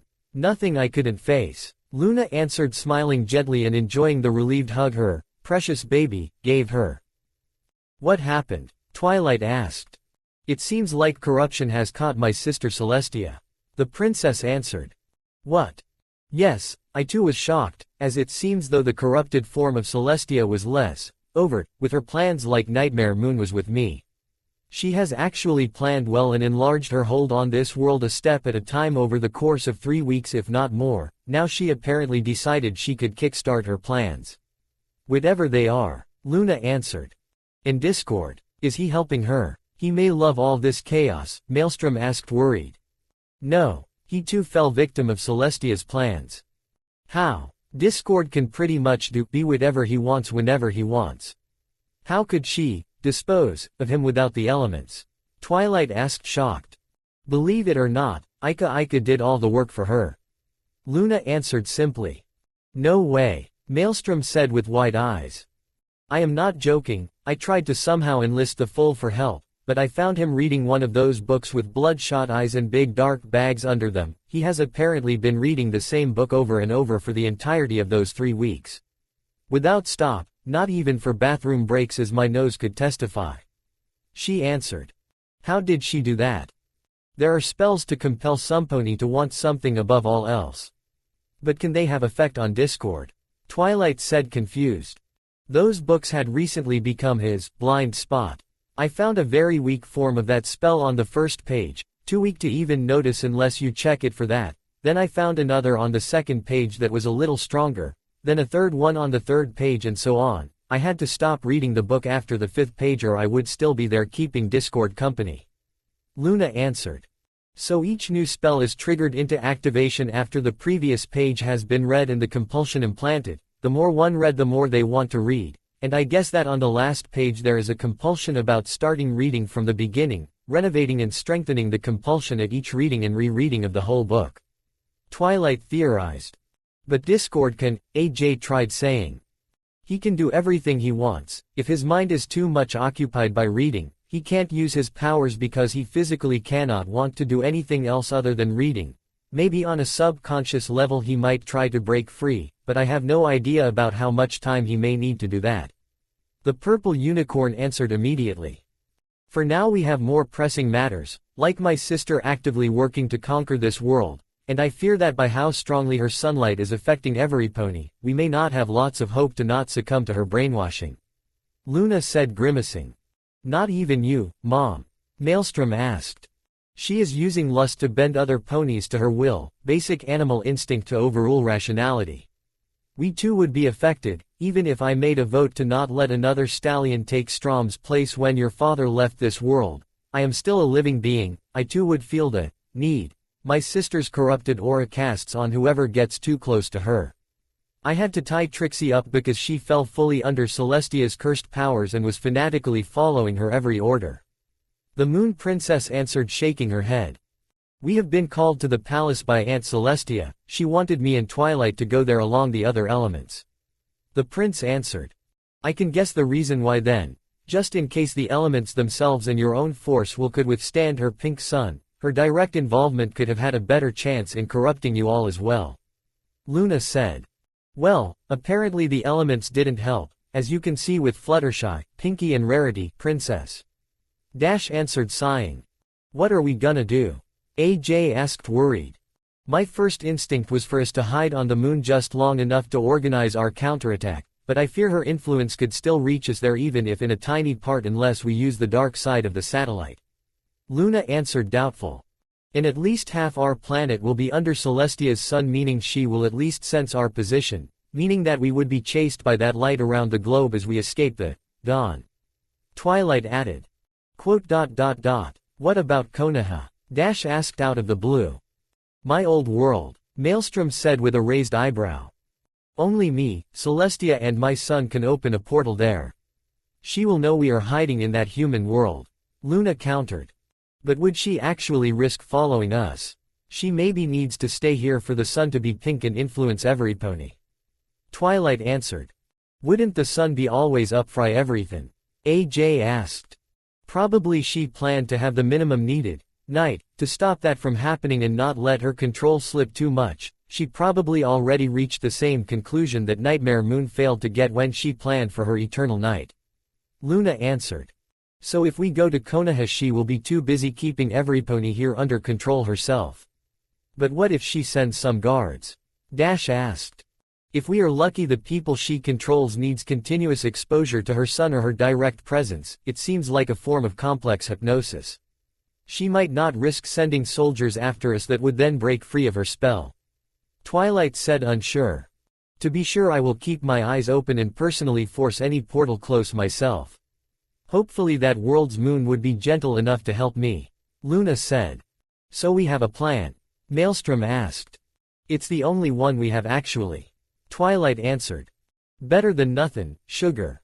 AJ added. Then let's go. Maybe Ino or some other Yamanaka will be able to snap the free of that brainwash a little faster than us just waiting, they are good at mind arts. Maelstrom answered, looking at the corrupted girls with a worried expression. They will be okay, trust me. Luna offered with a gentle smile. It was in that moment that a literal ray of sunlight blew away the ceiling of the library to shower the present in light along letting the corrupted Celestia elegantly descend in front of them. A very fast casting of that shadow, sister. Congratulations. Celestia said with a soft laugh at seeing the sweating Luna keep a thick dome of condensed shadows up to cover the group. I was barely fast enough, yes. The moon alicorn said with a strained voice as the dome kept emitting smoke and soon developed deep cracks. Why are you others opposing me? I am just helping every pony. The sun alicorn offered with an honest sad tone as the sunlight shining on the ruined library gained even more power, making Luna gasp. Helping? How's that helping them? The princess of the night asked, growling. I am spreading love, sister. You cannot be so blind to not see it. The other replied with a gentle smile. You are spreading lust, Aunt. You can't be confusing both. Maelstrom said angrily. And I can spread something else too for you if you want, Tilda. She answered with a coy wink. Gurgle. Selly. Luna said scandalized. What? He has a big one, it's a waste if he keeps using it on subpar mares. Celestia answered pouting childishly. Hey, I can satisfy my stallion, thank you. Dash answered heavily offended. PFT. I can. The rainbow-maned mare insisted, growling. Then why he needs 5 girls? Maybe because he loves us, ya mean mare. AJ countered.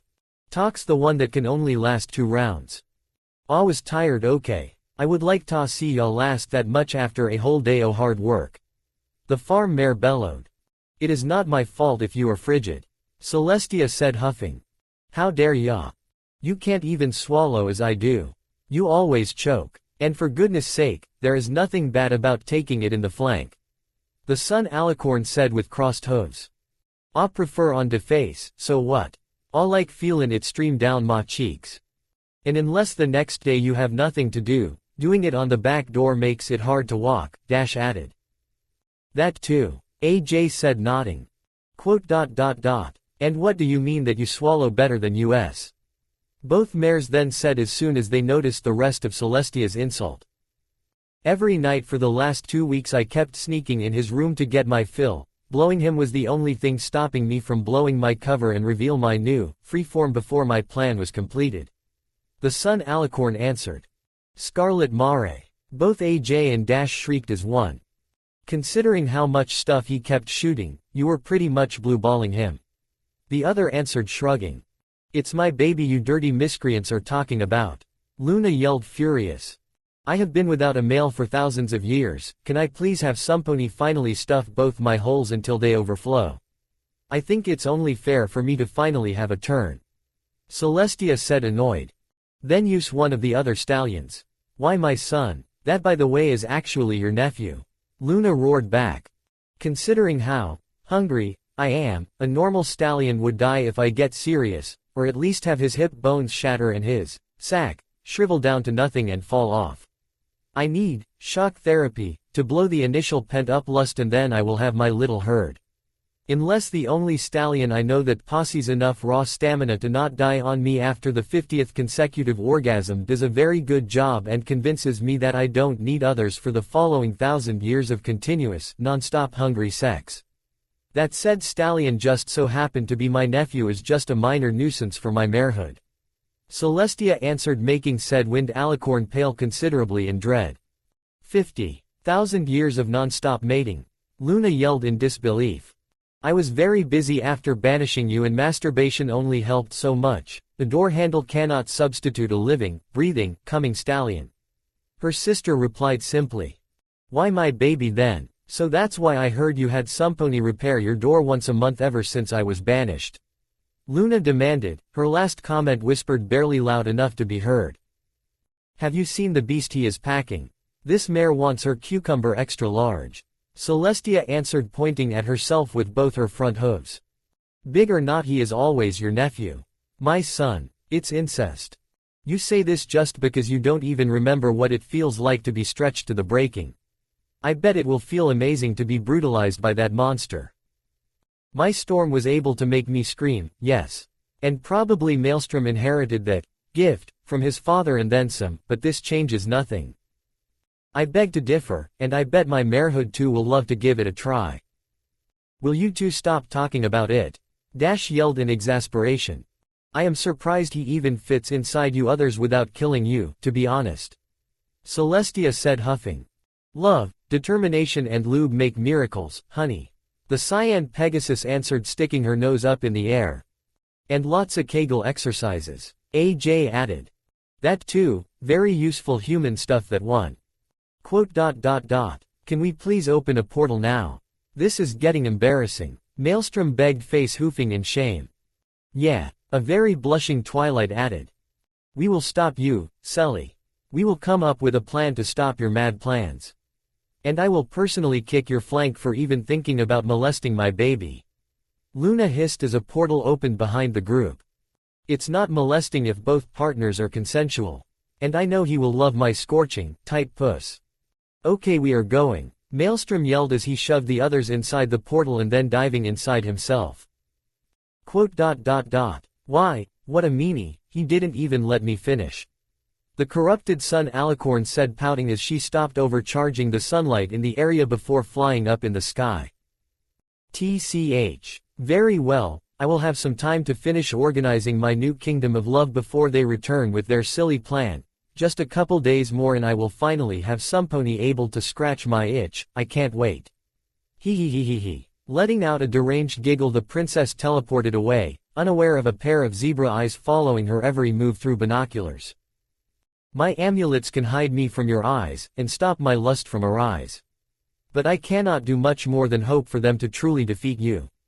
I better prepare some more, for myself and them when they return. Zecora muttered, returning inside her hut to recharge the protection she had put around her home that were barely enough to stop Celestia from corrupting her as well. She actually had to thank the natural magic of the forest for aiding her in not turning mating crazy like the others. It will be a big shock for Tsunade to see her beloved godson crash land in her living room along other ponies, half of which needing medical help of the psychological kind, but she was not about to let him down when he asked her for help, and neither will his friends. It was time for several people in Konoha to pay their blonde friend back for all the time he helped them fix their issues, starting by helping him and his friends with saving their world. Omake, How to Train Your Dragon. No, I am not apologizing, nor I own the movie book rights. Ponyville, library. So you will need to send Spike to those dragons to learn how to be one. Maelstrom asked, shocked. Yes, his greed episode showed me that there are things I cannot help him with. Twilight answered, sniffling. Do the others know? The prince asked while consoling her. Yes, Rarity was especially against the idea. I can bet, he answered, chuckling. I just wanted a book to be there. A manual or something. But Princess Celestia says that the dragon tribes won't part from that knowledge, it's part of their culture. A dragon should be raised by and only dragons. The purple unicorn said, sobbing. I understand. Is this place that far away? The prince asked. In the mountains, a lot of caves far from any other civilization. It will take weeks for them just to take Spike and then bring him back once done, let alone train him. Twilight answered, showing him a map of the place. I see. When will they come? Maelstrom asked, sighing. In a month, they had been gentle enough to let us have enough time to. The unicorn tried answering but choking on the words. I got it. Listen, I got to go. Do you think you'll be okay? The alicorn asked, concerned. Why yes, Shining said he would have come to keep me company a little. You just go. I won't keep you, she answered with a small smile. Good, I'll try to be back before those dragons come, Kay. The prince said, kissing her cheek. Okay, she answered, nodding. A portal later, Konoha. Hoi, Tem, Sakura-chan, Kakashi-sensei. The wind alicorn, in his human henge, called out to his old team once finally found them sitting in a barbecue restaurant. Hoi, you okay? Kakashi answered with a cheerful wave. Pretty much. Can I ask you others a small favor? The blonde asked, smirking. I don't like that smile. Sasuke muttered with narrowed eyes. What kind of favor? Sakura asked, equally suspicious. A recovery job, and since it is about a precious pony of mine, I will pay well, to justify the hassle. The prince answered, taking away from his side an orange-sized pouch to gently put it on their table with a dull clink. Sound. Damn, Sakura muttered, impressed at the various chestnut-sized gems in the deceptively small sack. You know, I think I like your new social status, Naruto. Kakashi said, chuckling, amused as he checked a diamond against the sun. Greedy bastard. Both Sakura and Sasuke muttered as one. Meh, I care more about making my friends happy than money. But I know a mission is a mission, so I won't pull a Tezuna and pay for a lower rank than what the mission should be labeled as. The blonde answered. And by the ridiculous amount you are giving us. How high is the rank in question? Sasuke asked. How high it is, fighting dragons in the official mission rulebook of Konoha about ranking. Naruto asked, smirking. To be honest, he didn't expect his former team to look at him with wide eyes as if he was crazy. A month later, Ponyville, outside the town. Come on Twee, I will be back before you even know it, Spike tried saying to the distraught mare. Snee Flay. Come on, don't cry or I will do that too. The small dragon begged already with moisture in his eyes. Ya make it sound easy. Dash answered grimacing as she tried valiantly to not cry herself and ruining her cool image out of childish pride. JJ just right, okay. It's all I ask. Twilight finally gurgled out between tears. I will do my best, I promise. Spike answered, finally losing the battle against his own tears to freely cry. A dragon is coming, Pinky said with a sad voice, not even she was smiling in that situation. Be good, okay. Learn fast and come back soon, okay. Rarity ordered. Of course, Spike answered. They musta be in a hurry, AJ said sniffling. That dragon is not slowing down. Dash said unsure once really checked the arriving beast. The deer is not gliding either. Fluttershy added confused. It's not slowing down. Twilight yelled with wide eyes as the multi-hundreds of tons of dragon were falling towards them at top speed. Scattier. Dash bellowed, making the group split up immediately to let the colossal creature crash land with a deafening whoooooooooam. On impact and rising a titanic cloud of dust. What the hey? Spike said with wide eyes. TT Twilight. SS Sparkle. The clearly wounded dragon begged as he dragged himself towards the purple unicorn. What happened? She asked in horror. BBB book. AA as promised. Read it. Ah. The dragon answered before collapsing in a dead faint with a claw-pointed palm up holding a huge book. A book? Spike asked confused. The book was a cube of tightly written parchment measuring a meter for a meter in width that was obviously written by hand and in a great hurry, but luckily still easily readable. What the? How to Train Your Dragon, the complete guide. Just please keep those 4 psycho away from us, we beg you. Twilight said, reading the book title aloud. Hoo. Ha ha ha ha ha ha. You don't have to go. You don't have to go. Rarity yelled happily as she hugged Spike with all her strength. Rarity. Air. I need to breath, the small dragon answered, even if clearly happy to be suffocated by her. 4 psychos? AJ asked confused. I think I have a small clue about who did this. Twilight answered, smirking and showing them the small post-it glued to the cover of the book. Celebratory sake now, explanation later. Love you, MK. Hoo. That stallion is going to get lucky when he is back. Dash answered laughing. You can bet on it. Twilight said with a relived smile. Meanwhile, in Konoha, pub. Keep it coming. I just slayed a bunch of fire-spitting lizards. Kakashi, just like the rest of Team 7 covered in bruises, claw marks and singed clothes, said aloud to call the waiter. It could have gone worse. Maelstrom said pleased while new feathers were already growing to cover the ones he had lost from his wings. All things considered. Yes, it could have gone worse. Sasuke answered, nodding and emptying his bottle. But both laundry tab and bar tab are on you, Naruto. Sakura added, looking at her ruined clothes with a sigh. Aye, but at least we are no longer on fire. Even the smell of smoke is almost gone completely. The prince answered, whining. That's also true. To Team 7, Kakashi said, rising his dish. To Team 7, the most badass team ever. The 3 members of the team answered as one before laughing. Konoha, Hokage Tower, Council Room. Tsunade had just finished assembling a veritable war council, formed by the various clan heads of Konoha and the elders, retired counselors of Minato's short-lived tenure as Hokage, and even Hiruzen's own office in the now kinda overfilled room, even if it was the second biggest room in the tower. The biggest of all was the Hokage's personal bathroom. Tobirama apparently couldn't function without his personal sauna close by. I must say, not even when we were facing Obito and the Akatsuki, all of us have been called in a single place. Hiyashi admitted, surprised. Most surprising. An elder answered, nodding.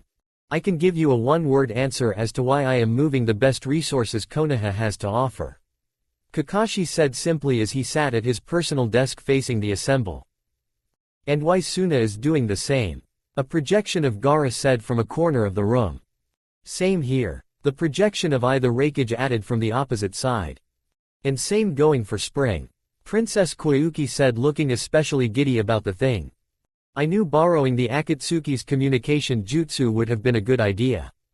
Unoichi Yamanaka, Inoichi's cousin, taking momentarily the position of clan head until Ino was ready for it, said in pride.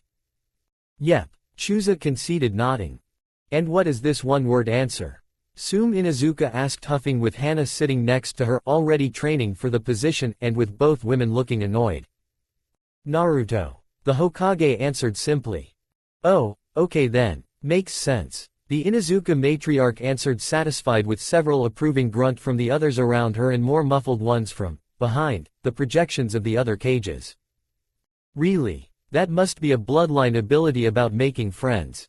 Or his pony blood acting up even as a human. I can't give it any other explanation. Kakashi couldn't stop himself from thinking in awe at the acceptance of that as a good reason for all they were doing. Since you all are accepting this, then, surprisingly, I guess we will also need to give you others the full disclosure as to why our blonde friend is on a diplomatic mission in a foreign country. Kakashi said, chuckling at the wild muttering the others were going through with their speculations. It was in that moment that a gentle knocking at the door stopped them dead. Can I? Tsunade asked as she joined in the room. You want to make the official reveal? Be my guest. Kakashi answered, clearly looking amused. Come on, come in. They won't bite, Tsunade said, motioning to Naruto to enter. Hello. The young man said, looking extremely sheepish, thing that immediately sent the people not in the know on edge. Hi there, I said immediately with a shy smile, still looking sorry for his first outburst at seeing the blonde's pony appearances. I-san. Hi Naruto-kun, Koyuki said with a 1,000-gigawatt smile. Hoo. Koyuki-chan, have you had good dreams lately? The young man asked with a gentle smile. Thanks to you, lots, she answered, nodding happily. Glad to hear that. Can we return to the matter at hand? There must be a real emergency if you, of all people, needed help. Hiyashi asked, curious. The land where he has moved in is kinda different from the usual, and for a good reason. We didn't share exactly how much different it is. Until now, Tsunade said sheepishly. Okay, Shikaku Nara said, unsure. What can possibly be so different to warrant secrecy, Hokage-sama? Shibi Aburame asked with his usual monotone. Wheel, who of you here is really good at forcefully dispelling henges? Kakashi asked lamely, making both Naruto and Tsunade blush. Me excluded, since we are technically family I cannot be considered. For neutrality's sake, Tsunade said. Dispelling henges, Kaharu muttered, unsure. Curious request. Another elder muttered in agreement.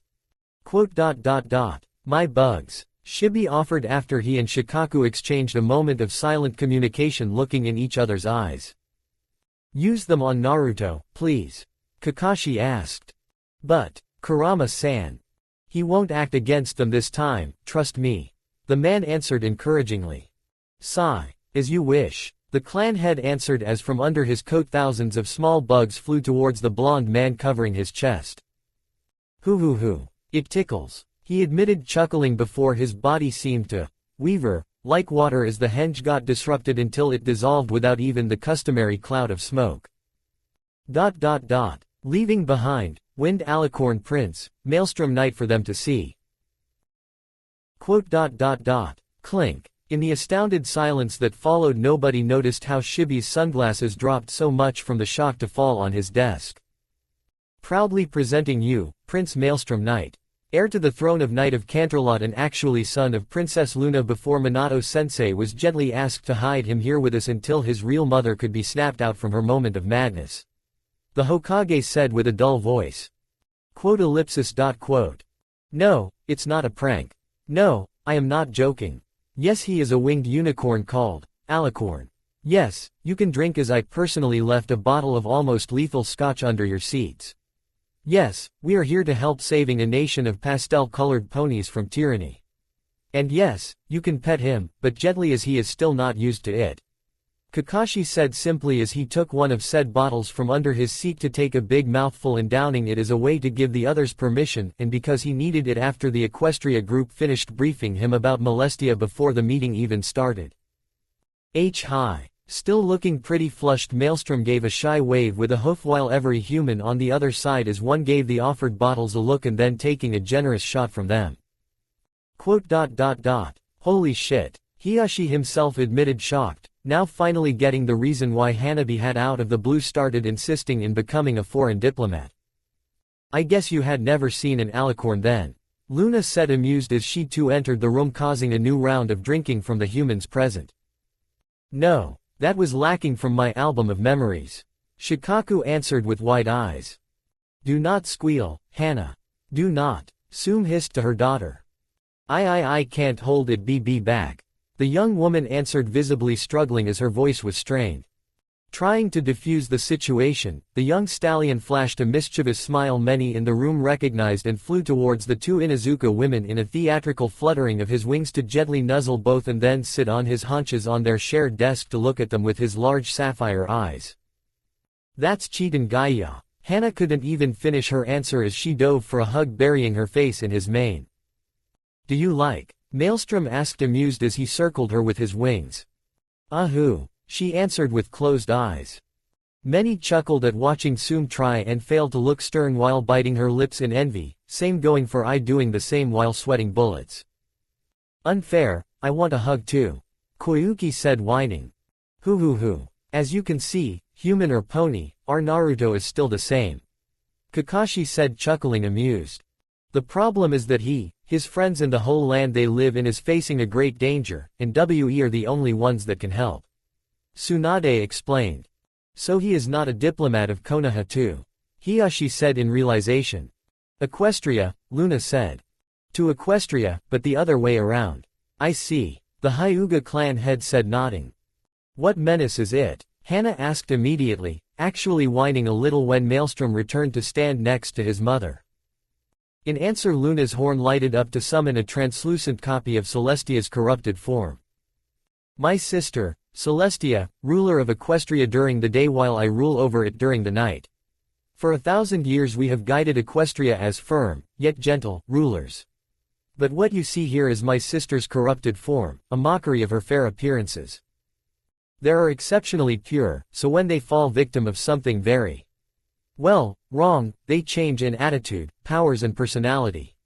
They are literally corrupted by said evil influence. Tsunade explained, sighing. I am technically immune, so to say, to it as my training in the ninja arts and the battles I had growing up here made me desensitized to it.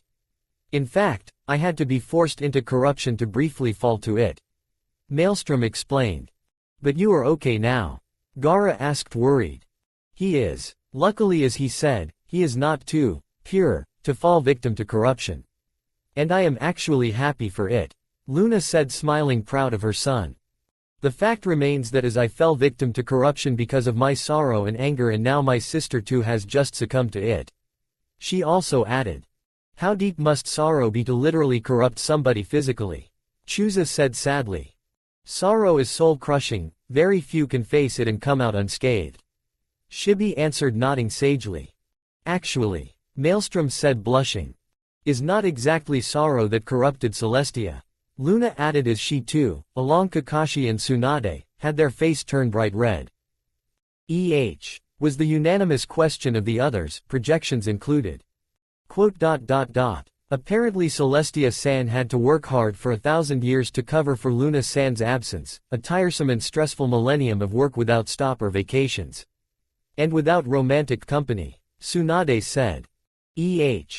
Lust. My sister got corrupted by her pent-up lust of a millennium without male company at night. She has renamed herself Molestia, Queen of Lust. And I would like to beg you to help us, because unless we find a counter to her power to defeat her, every pony who directly faces her will be overwhelmed by lust and turn into a mating maniac. And I fear she may actually force herself on my son, her nephew, in her haste to finally have Stallion satisfy her. The Moon Alicorn answered in what was clearly the hardest answer she had ever given to somebody. This is gonna be a long meeting. Kakashi muttered, groaning. The next day, Konoha Hospital. Inside the big construction, a single room, the most isolated, had been literally cut off from the rest of the hospital under Tsunade's direct order, with Anbu patrolling the corridors so that nobody could even just get close to the room the blonde woman and Sakura had used to house the element bearers that had fallen victim of Celestia's pink sun once Ino Yamanaka had finally snapped them out of their hypnosis-like brainwash after 8 long hours of mind-walking. "How are you?" Twilight asked, worried. "Still a bit dizzy, Twilight," Fluttershy answered from her bed. "You sure Nopony tried something while you were like that?" Dash asked in dread. "Nope, I remember looking for Mealy. I think it is AAAAALLLL fuzzy." Pinky answered with a reassuring smile. Miss Sakura checked, Nopony touched them. Rarity confirmed. "Hoo-ah," the purple unicorn said, nailing the dressmaker with a cold glare. I know you are angry because me and Spike didn't tell you about us. BB, but I am serious about Spike. And he is serious about me," Rarity hurried up to say. "Mistress," Twilight muttered with narrowed eyes as she walked closer, making her friend answer by walking backwards until she had her back pressed against the wall. It was the pink sun.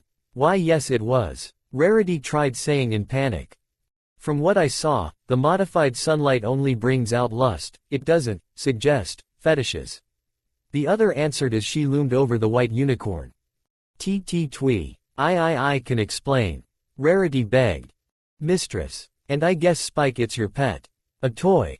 Twee. Stop. It was in that moment that Spike entered the room with few drinks to see both mares arguing. "Really, Twee. Getting angry won't help things along," Dash added as she walked to stand between the two. "I can understand why you're angry, but blastin' Rarity through the wall won't fix a darn thing," AJ replied as she too moved to shield Rarity. "Have you at least considered if Spike really likes that sort of stuff? Have you asked him?" Twilight roared in anger. "He does. Not exactly," the small dragon admitted with a low voice. "Rarity," the purple mare bellowed, furious. Let me explain," Spike said immediately as he walked to stand next to the dressmaker. You really don't like it?" Rarity asked with a hurt expression. "Well, some of it feels nice. But you tend to go overboard. And some of the insult hurt more than, set the mood," he admitted. I can tone it down then, but why you didn't tell me sooner?" she offered as she nuzzled him. "Thank you. But you liked it, so I kinda muscled through everything so to make you happy," he admitted with a low voice. "Silly little thing, it is supposed to make both feel good, not only one of us," she answered, kissing his forehead and giggling at his blushing. "Okay. And Nopony said we cannot switch roles from time to time," she added shyly. "Oh, if you want," he muttered in surprise. "I do. Glad to see you fixed this," Twilight said bitterly as she walked away. "Twee, you do whatever you want, as always. Do it all you want, I don't care," she answered without looking at him. To her surprise, both hugged her tightly and refused to let go. "Get off," she growled. "Twee, please," Spike begged. "Please what?" "Please accept it," Rarity answered. "You don't need my permission. You don't need me knowing. You don't need me," the mare said with wet eyes. Mom. That's a low blow," Twilight said, sniffling. "Why you didn't tell me? If Princess Celestia wasn't corrupted you would have still hold everything secret, it hurts. I thought you trusted me." "It's not something easy to fit in everyday talk, Twilight. Good evening. See what a beautiful day this is. By the way, me and your assistant like to play mistress and pet when intimate." "You really think that I would have been able to say that?" Rarity answered. "But you." "She is not forcing me, we have not done anything yet either, we are just experimenting," Spike added. Sigh. "If she breaks your heart I want to be free to blast her all I want until I am satisfied," Twilight answered, sighing. "I doubt even Discord would stop you in that case, but yes, you will be free to do it," Rarity said with a small smile. "Even if that will never happen in the first place," Spike added. "True. Okay. Okay, you win. Twilight finally conceded with a defeated tone. Thank you, Twilight. I swear, wham. Twilight. Spike yelled with wide eyes as he saw Rarity fail to finish her sentence because the purple unicorn blasted her against the wall. This was just a tiny preview of what I will do to you if you make my baby boy suffer. Twilight said with an overly gentle smile that made the other mares plus Dragon gulp in dread. Duly noted. Rarity answered with a groan from the hole in the wall she was in. How cute. Friendship truly is great, a new voice said bitterly from the door. Who's? Oh, it's you, Dash said growling as she recognized the young woman. The displeasure is mutual, the human answered. Who's she? AJ asked confused. Hinata Hyuga, nice to meet you, although, the nice in it is there just for good manners sake. The young woman said marching inside to sit on the only empty bed in the opposite side of the room so to watch the whole group of mares. So you have met her already, Dash? Fluttershy asked. Yep, last time I came here. She is still not happy about us. The rainbow-maned mare answered smirking. You stole away the man I love, you cannot pretend me to be happy. Hinata answered growling. It is not stealing, my sister simply returned my son to me. Luna answered as she too entered the room. This doesn't mean that you can't kidnap UUUHMPF. Hinata's screaming went cut short when the moon alicorn's horn lighted up to force her mouth closed. It was not pawnapping, but merely a recovery mission, to use a term you know. Now we will resolve this issue you still have with our world and then I will accompany the girls to a new meeting with this village's clan heads where we have finally found a way to resolve the corruption of my sister after 20 hours of no-stop brainstorming. Your tantrums will either stop or be put on hold, young lady. Luna roared making the Hyuga girl shrink under her glare. Maelstrom is and forever will be my baby, my son. And you won't force me to hoof him over just because your juvenile crush stops you from getting the simple fact that he is a pony and you a human. It cannot work anymore between you two. The alicorn bellowed in full Canterlot voice. Eep. Taking a deep breath, the moon princess stood in the middle of the room to look at the present girls with narrowed eyes making them shy away slightly. You have 5 minutes to come to an understanding before we need to go back to their tower, so sit down and talk like civilized people and ponies. Y'all want us to fix this in 5 minutes? AJ asked with a raised eyebrow. In a word, yes, Luna yelled with all her fury blowing the earth pony back. Eep. It's her fault. Every pony that knew him accepted his being a pony, but she still whines about it. Dash said petulantly. I do not whine. I am just saying that you denied me a chance to be with my crush. Hinata answered offended. Oh, cry me a river, darling. That is the exact definition of whining. Rarity answered huffing.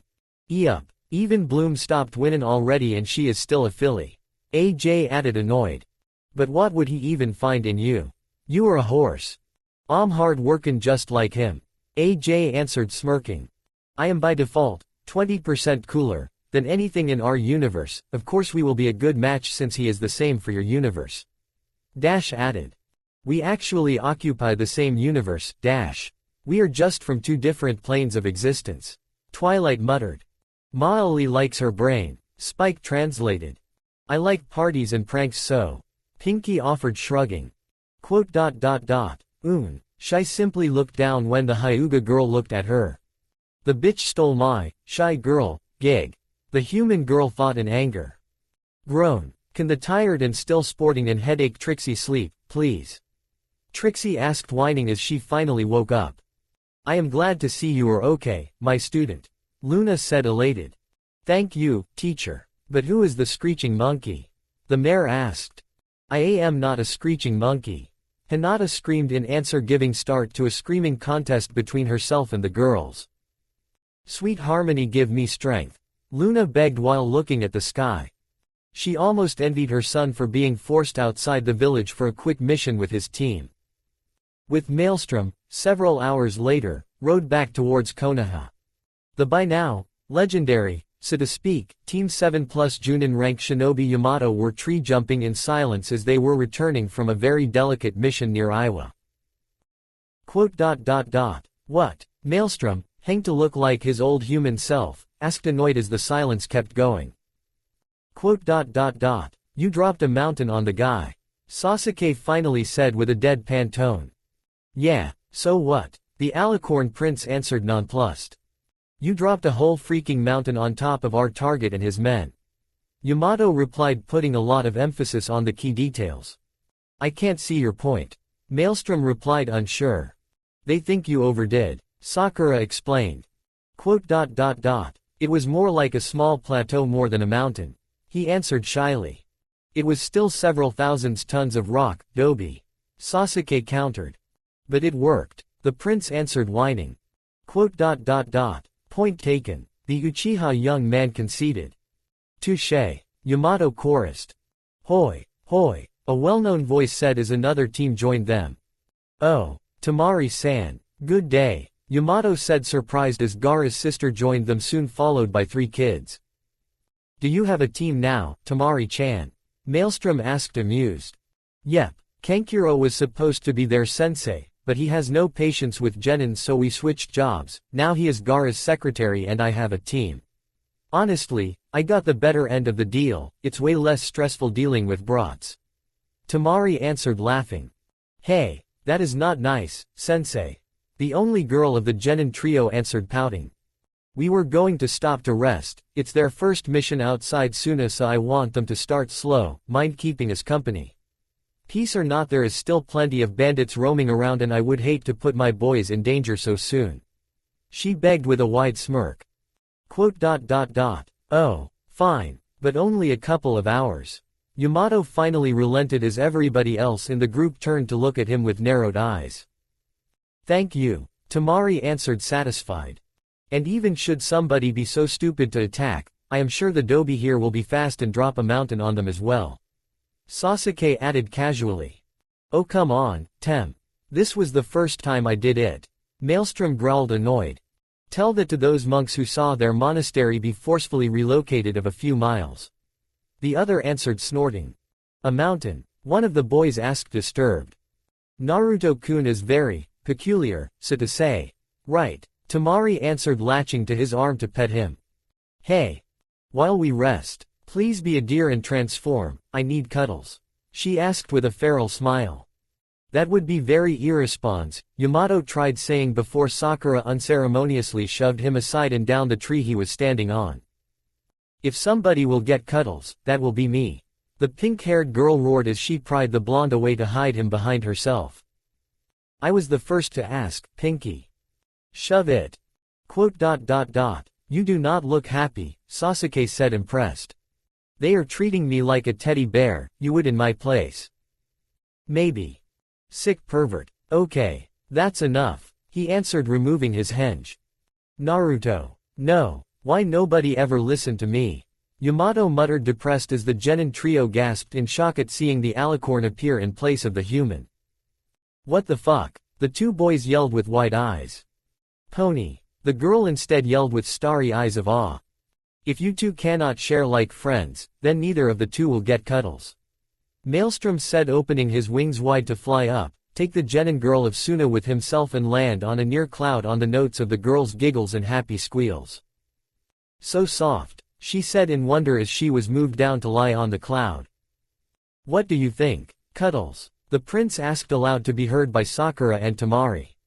Yes, the girl answered happily as she hugged the alicorn close so to be covered by his wings and falling rapidly asleep. Damn you, Sakura growled while glaring at Tamari. You started this. Why I didn't accept him teleporting us to Konoha? Yamato asked, whining. Because he admitted to be still not fully a master of that spell and you got scared of leaving pieces behind. Now suck it up, this situation is partially your fault as well for not accepting the suggestion. Sasuke answered, sighing as the 2 young women kept arguing. Damn it. The next day, Konoha, Hokage Tower, Hokage Office. As soon as Team 7 registered their return and confirmed their small mission ending in success, and the postscript about redrawing few maps to show the new location of a certain mountain, the Alicorn Prince, his mother, Trixie and the bearers of the elements of harmony were called into the small office to talk with Kakashi. You managed to come up with a plan, Your Highness? Twilight asked in surprise. We have several ideas, but nothing certain as neither I or them have a clear picture of how Celestia's corrupting powers work in detail. Luna answered sighing. I have run few tests on the blood samples I took from all the girls, to compare a lust-influenced mare, no a healthy one. Tsunade said uncertain. Luckily both Hana-san and Yoshino-san have enough knowledge about animals, with the former being a registered veterinarian, to theorize what was wrong. No offense, Kakashi added. None taken, your main branch of medicine is for humans, so I understood the need of a different name for it. Luna conceded with a reassuring tone. So, what are we gonna do? Dash asked. Tinfoil hats. It's gonna be tinfoil hats. Am I right? Pinky asked excited. To be honest, we did consider those too, but we discarded it immediately after. Luna said. Ah, the pink-maned mare moaned with a sad expression.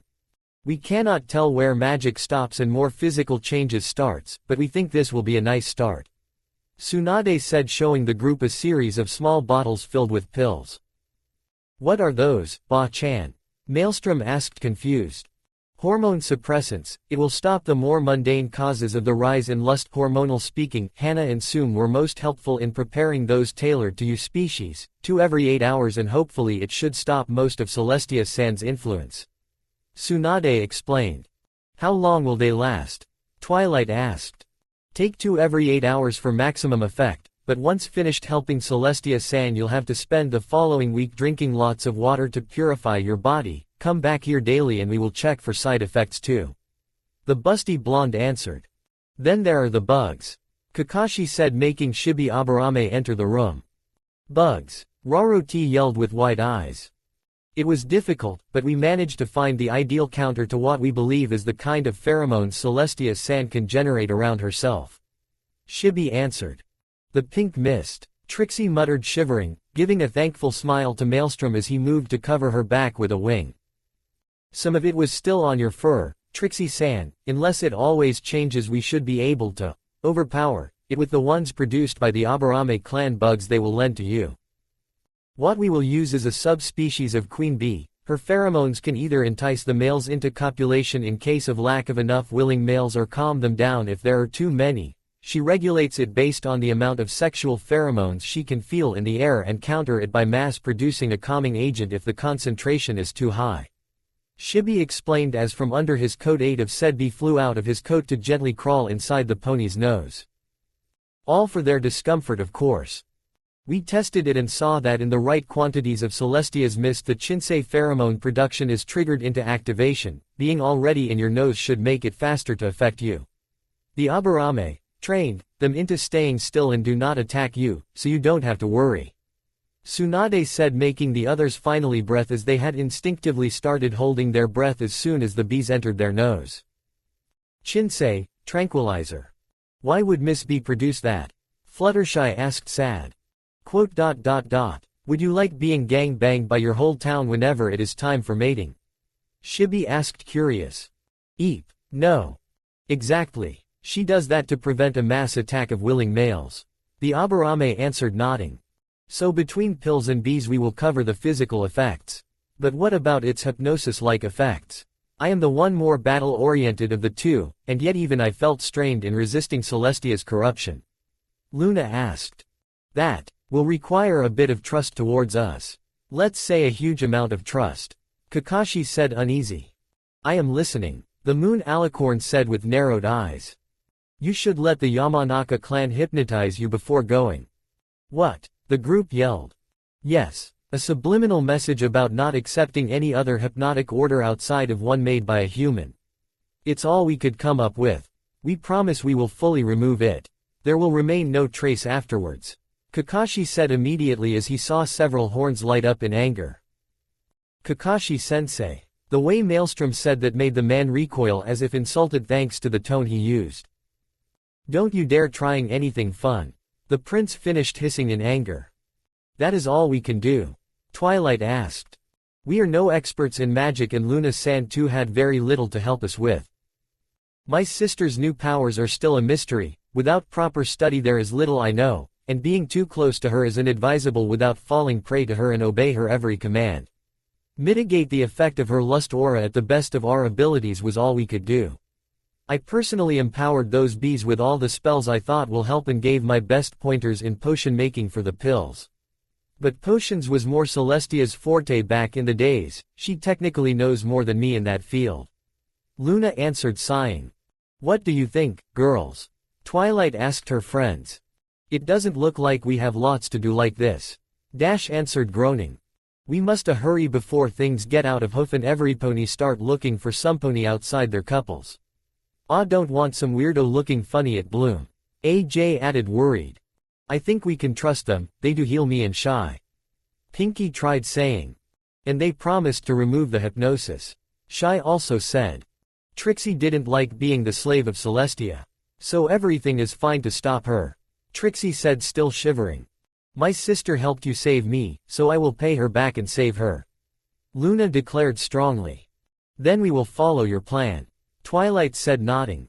Good. Unfortunately, Kurama's willingness or not, neither pills or hypnosis will work on Naruto. We have prepared special nasal filters for him. Hopefully that in both his and Kurama's combined force of will cover the lack of medication. Tsunade said, sighing. And the bees? He asked. That too may not work, but we left it just in case since those are natural pheromones, not artificial. Tsunade answered. While the girls and Luna-san visit the Yamanaka, Naruto, we may need you to remain here, there is something we need to discuss. Kakashi said, exchanging a meaningful look with Luna, making her sigh in dismay. Oh okay. The prince replied, unsure, as he sat in front of the desk while the mares were escorted out by the newly arrived Ino. The next day, right outside Ponyville, Equestria. In a very isolated patch of trees right outside the entrance to the small town, a portal opened and a dark blue hoof tentatively peeked outside and wave around a little before being hastily pulled back. Then it was Luna's head to pop out of the portal as she looked around with narrowed eyes while sniffling the air. Seems like we can come out freely, there is no compulsion in the light. She said after a full minute of waiting, to then walk out of the portal, soon followed by her son and the elements of harmony. Trixie, come on, it's safe. Maelstrom begged with a gentle smile. Oh okay. The mare said, unsure, as she too walked out, making the portal close behind her, making her jump a little in surprise. I don't like this calm, things are never this calm. Dash muttered, worried. Let's see what is happening in Ponyville. Twilight said, making the group nod. A short walk later they could see things actually looking pretty normal compared to Celestia's first arrival as corrupted. The only difference was the empty look in every pony's eyes and the frozen smiles perennially etched on their faces. Creepy as hell, Maelstrom muttered, disturbed as everybody moved to let them pass while bowing to them. My sister's control on them. Disgraceful. Luna hissed in contempt at the complete and absolute silence that reigned in the small town as nobody was talking, only going through the motions of their everyday life. Hello. Pinky tried asking while moving a hoof in front of a near mare's face and getting in answer only a slightly larger smile and a similar gesture before the mare walked away. Creepy. Pinky said, shivering. Your Highness. A familiar voice asked gently. SSS Shining. Twilight said in horror as her big brother and several other guards joined the group, with all of them sporting the same empty smile and eyes. Your Highness Maelstrom. Princess Luna. The harvest. The harvest. The other guards said, excited. The harvest. The harvest. Every pony around the group yelled in ecstasy as one. Harvest. What are you speaking of? Luna demanded angrily. You all have been chosen. The harvest has come. Shining Armor answered with a broken smile. Harvest of what? Dash asked, worried. You all will be the first to undergo the harvest. Mistress Celestia has chosen you. One of the guards behind Shining answered. She will feast on your bodies. The harvest. The harvest. Another added giddily. Queen Celestia shall be satisfied. Her maidenhood demands stallion's essence. Her thirsty mouth request mare's juices. The harvest. The harvest. Another guard still added. AJ asked, confused. Celestia wants Maali to mate with her, while me and you others should be technically licked there by my sister until our climaxing satisfy her thirst. Luna explained, unsure if she should blush or feel disgusted. Harvest. Harvest. Harvest. Harvest. Harvest. Harvest. Harvest. Mating. Bucking. Mistress Romp must be satisfied. Harvest. Harvest. Quote. You know. For one angry zombie-like mob. This is a damn strange one. Maelstrom said with a weak chuckle as the group slowly backed away. Yup. They keep looking at us in a way I don't like. AJ confirmed, shivering. Trixie doesn't like this. Trixie wants to go back to the ninja village. Trixie begged. Dash 2 doesn't like this. Dash added, nodding. Little Twee. Come on. Your teacher needs help. How can you refuse her? Shining said. She wants to do dirty things to me. That's what she wants. Twilight answered with her tail flattening to better cover her privates. It's not dirty if Mistress does it. The stallion answered, making others nod behind him. Stand back, Luna ordered as her horn lighted up. Ready to run, girls. Otherwise we'll need to fight our way through them. Rarity said with narrowed eyes as her horn too started shining in magic. It was in that moment that several gas of leaves rained from the sky to burst into a thick cloud of smoke separating the girls and alicorns from the angry mob. Milestone, Millstone, Moonstone and Wishbone, from you brothers this attitude I won't condone. A voice said darkly as more smoke bombs were thrown, making the various ponies fall asleep. This voice, Zecora, Twilight said in surprise. Cologne, Stormcone and Cyclone, never I thought I'll see the day you'll turn into beasts of hormone. The zebra said as vines came to life to tie up several guards. She is helping us, she is somehow sane. Luna said she saw Zecora appear from the woods and motioned them to reach her. The sun is lust in the wind pheromone, believe me, all this to me is well known. Zecora kept saying as she reached for her saddle bag and fished out a vial of bright yellow powder. But my hut is a safe zone for the heroes alone. She then said, throwing the vial high in the air. Oh my gosh, that's a lot of flashing powder. Close your eyes every pony. Luna yelled with wide eyes. To all you others I'll just say, be gone. The zebra finished saying just as the vial broke against a tree, producing a blinding explosion of light with a faint wham sound. This way. Still keeping their eyes closed, the group followed Zecora's voice towards the everfree forest. You can open your eyes now, the powder effect is finished. She then said once the group was far enough. I am happy to see you, Zecora. How did you stop Celestia from corrupting you? Maelstrom asked with an elated smile. I felt the tingle of Celestia's influence begin and acted accordingly. The forest and its magic mitigated the effect enough for me to have the time needed to finish my countermeasures. She answered as after a long run finally the group could see her hut. It's strange to not hear her rhyme. Pinky said, curious. I don't think Miss Zecora feels the need to in this situation, Pinky. Fluttershy answered. Exactly. Zecora answered as she hurried the others inside before slamming the door closed and start pouring a colorful mixture on the corners. What is that? Twilight asked, curious. Mostly salt, but empowered by a mixture of herbs and crystals I then cooked into a potion and then left to evaporate to get the magical salt. It purifies the house from the Queen of Lust's influence since it is still evil magic at its base. Zecora answered, sighing once done. So as long as you are here you are safe? Shy asked, worried. More or less, every 8 hours I have to add new salt, and I am starting to finish it. I maybe have enough for other 2 recharges, then I will join Ponyville, I fear. Zecora answered in dread.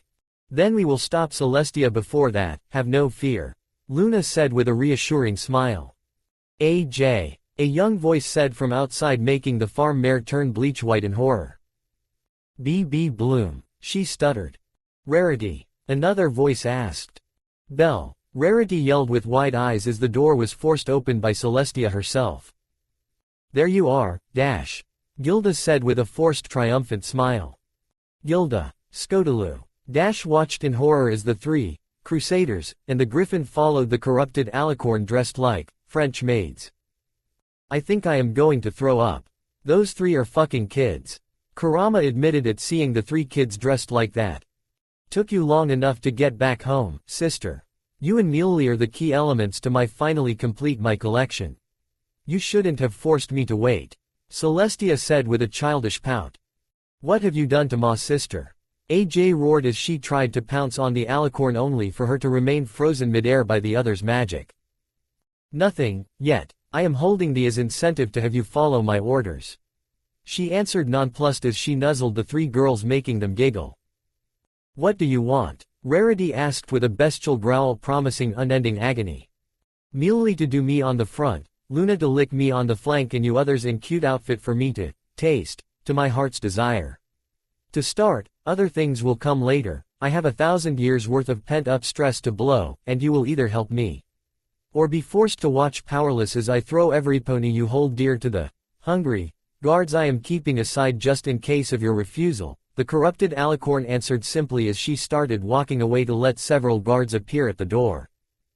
Not if I fight you, Luna hissed angrily.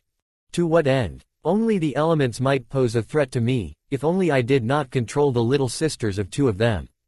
This not considering that I can just amplify my hold on the sun and our whole world will turn into an endless mating mess until every pony will lose their mind and turn into soulless drones only thinking about mating. How long do you think they will last before hunger and thirst and fatigue will start demanding their toll? Celestia answered smirking. Luna simply glared at her sister's back for several seconds before her horn stopped glowing and she took in a huge breath. Can you give us a couple hours to get ready? The Moon Princess asked with a defeated tone. What? Spike and the elements yelled as on in shock. You have 1 hour, then my guards will take you and bring you to me in the throne room in Canterla. The first few hours I want to be bent over the throne and used as a harlot, then the real fun will start. Celestia answered giggling as she shoved AJ down the ground and then teleport away. Leave us some privacy, we'll need to be at our best to satisfy the mistress. Maelstrom said with a disgusted tone. Yes, your highness, the soldiers said, repairing the door to close it. Why you accepted, Teacher Luna? Trixie asked. While planning for our attack against my sister, we also considered something like this happening. She has the ability to lock the mind of every pony under the sun into an endless mating frenzy that would continue until they fall down dead, and apparently she also took care of holding your sisters as maids as an extra countermeasure against us. It was our worst-case scenario and is actually happening, Luna said sighing. What are you talking about, your highness? Twilight asked confused. We'll need to satisfy my aunt. As soon as she lowers her guard we will be able to blast her point blank with the elements of harmony. Maelstrom said looking down. It was the only plan I could come up with in this case, we have no other choice.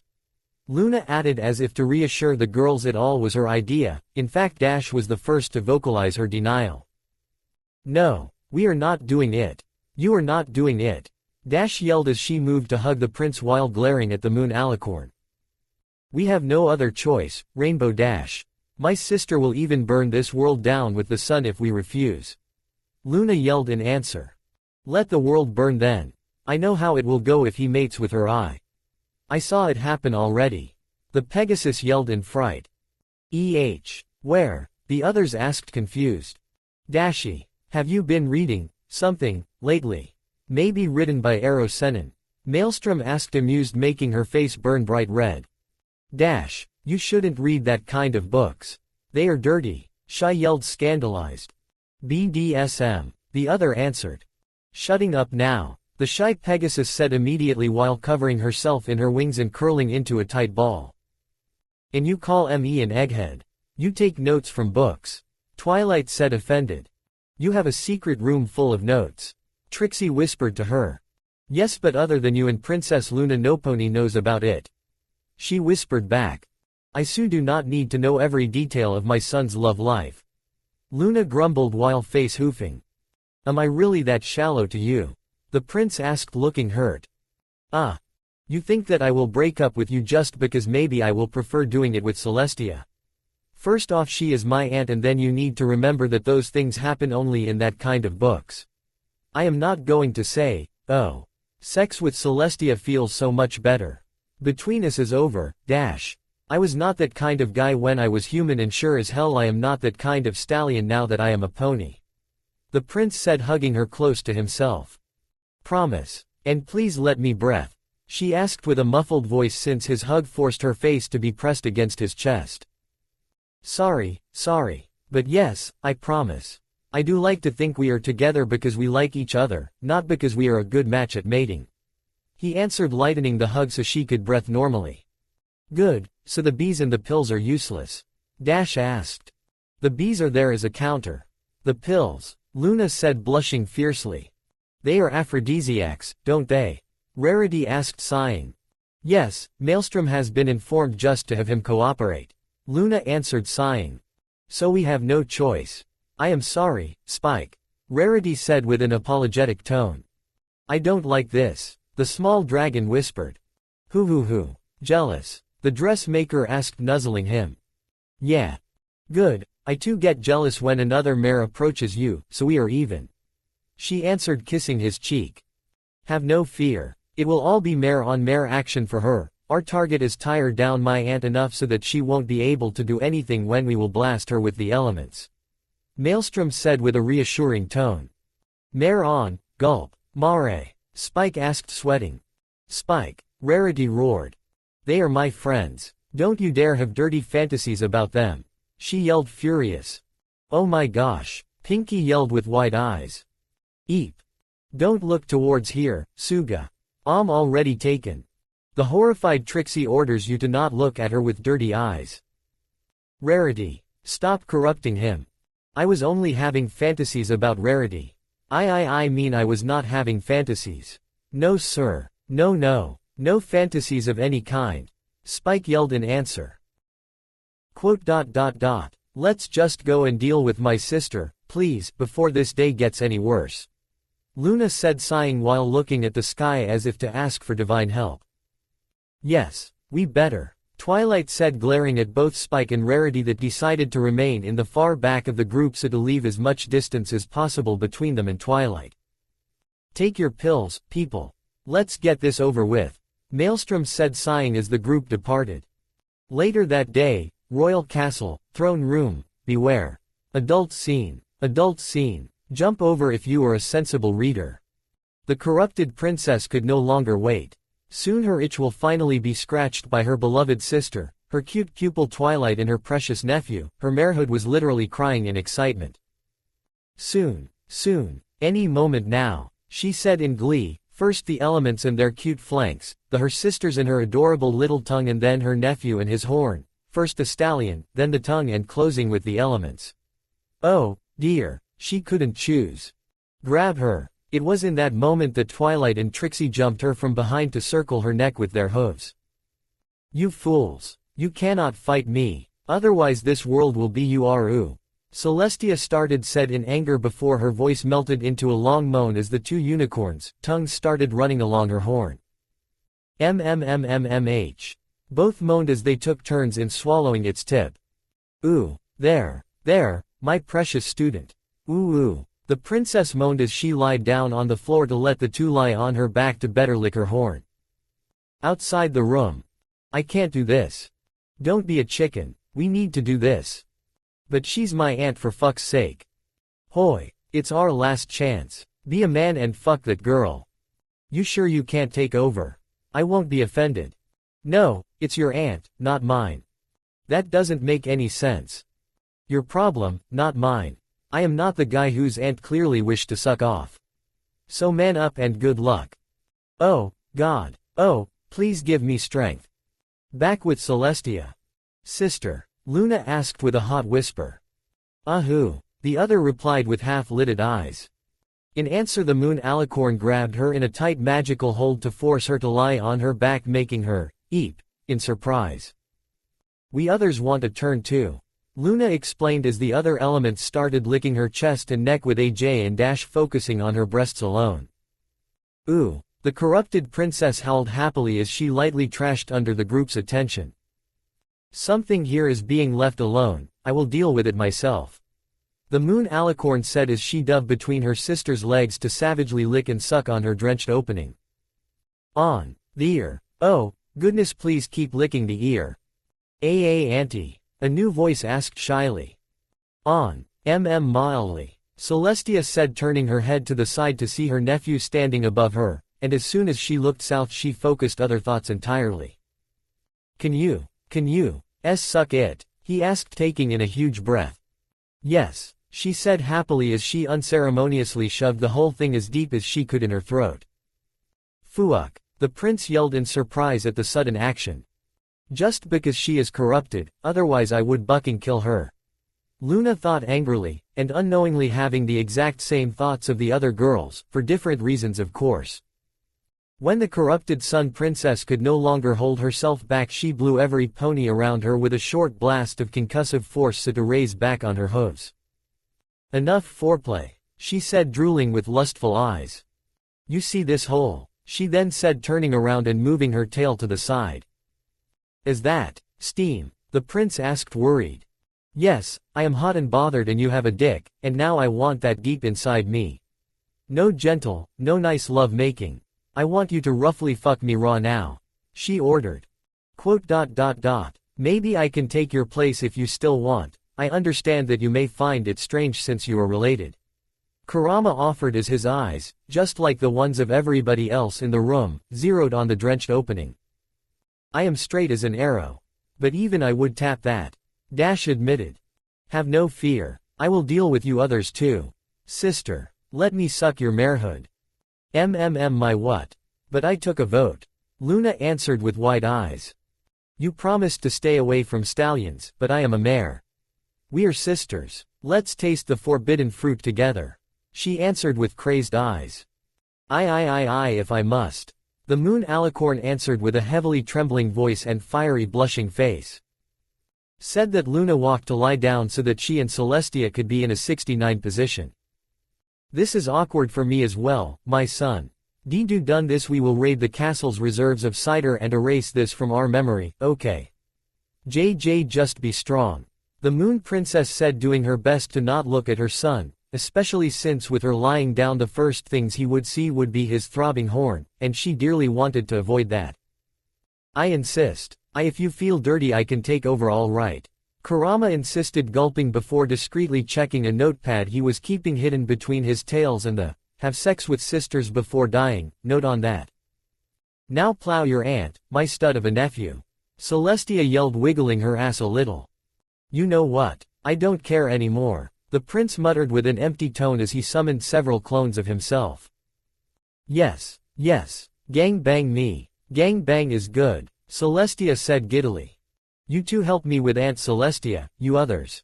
A girl each. If I am lucky, the memories I will get from you others will hopefully drown the ones about me doing my aunt. He then ordered, shaking his head. Here. Right now. Fluttershy asked, worried. No, Pony said it has to be straight up sex, Shy. We can do other stuff. A clone answered. We too, Twee. Another said to the purple unicorn. Oh. Can I have two? I want to try something. It's an awesome idea. Pinky asked.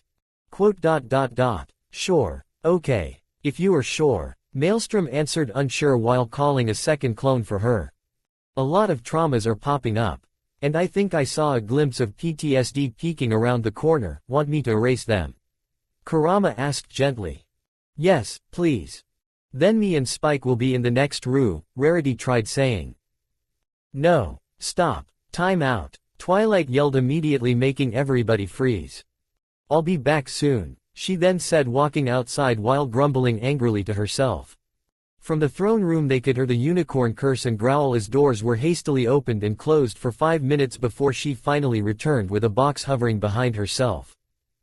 Here, Monopoly, Equestria version. You can play with this, but no kissing, no cuddling, no dare game, no innuendos, no dirty jokes, no meaningful looks, no alternate payment, no stealth kisses or stuff, etc., etc., etc.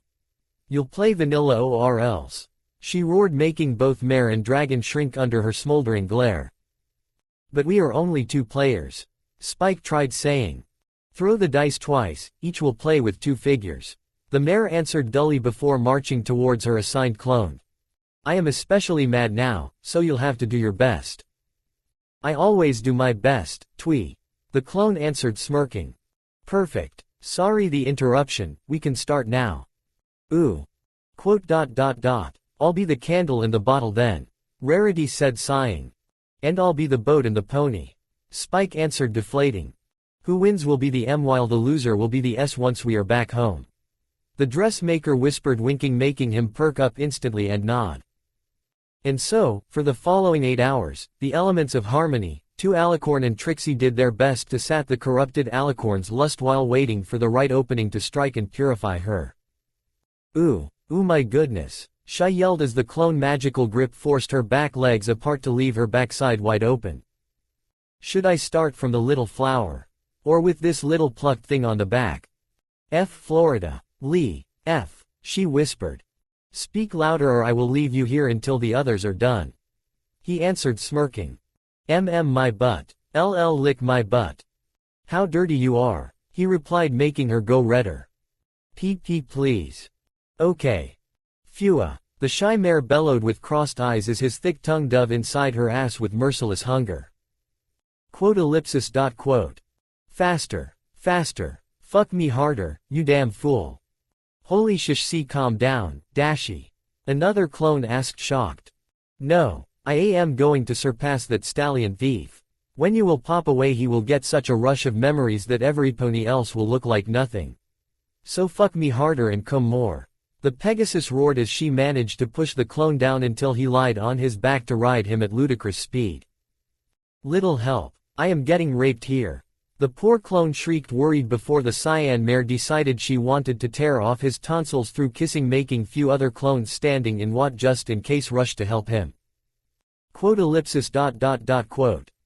Come on, Suga. I want to feel good. AJ yelled smirking, smile soon dropping with her mouth opening in a wide O of pleasure as her clone gave a bite to her mane to roughly pull her head back. You want to feel good? Well, ya asked for it. I won't stop at 3 this time, so hold on tight. I am gonna reshape ya until you will walk bow-legged for the rest of your life. The clone said in glee. Wait, was joking. Was joking. Kya. The farm mare tried saying before the furious rapid fire thrusting inside her tripled in speed as he clearly tried to cram as much of his dick he could inside her, even ignoring the fact that he technically shouldn't go that deep and soon turning AJ into an unresponsive rag doll able only to moan and groan incoherently while drooling. It feels so good. Don't shtapb wheeze. It feels good. It feels good. I love that dick. Well, she could talk still, she just had her vocabulary reduced to the bare minimum. Quote. Go to jail, go directly to jail. Do not pass go, do not collect 200 bits. Spike read aloud. Darn it, I needed those bits. Rarity cursed with a low voice as one of her figures went moved to the jail area. My turn. Yay, I rolled 6. No, wait, COOOME on. Yes, you walked in my richest area. Pay up, the dressmaker said happily as the small dragon stopped in one of her blocks, one with so many hotels the cardboard under it couldn't even be seen. How did you even stack all those in that place alone? Spike asked incredulous as he paid the due astronomical fee to the fashionista. I may have a passing knowledge of this game, she answered cheekily. So unfair. Quote. Her moist slit allowed him to enter quite easily, his girth was just right to reach deeper than anything she had to accept as a substitute for a real stallion, and he had the right background do not doing it, nice.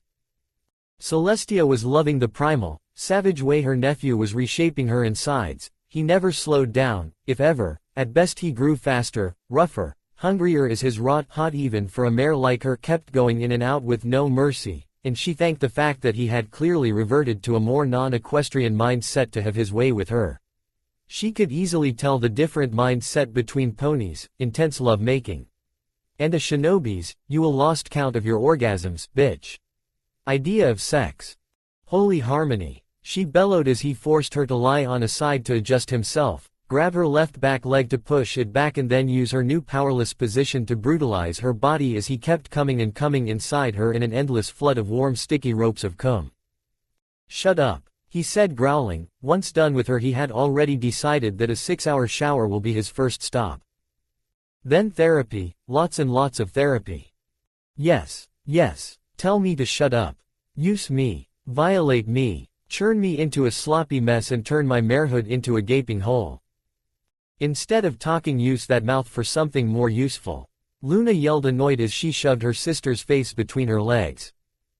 I just hope your father is not watching, she then said to Maelstrom with a distraught tone. Me too. He answered with a similar expression. Up in heaven, isolated corner.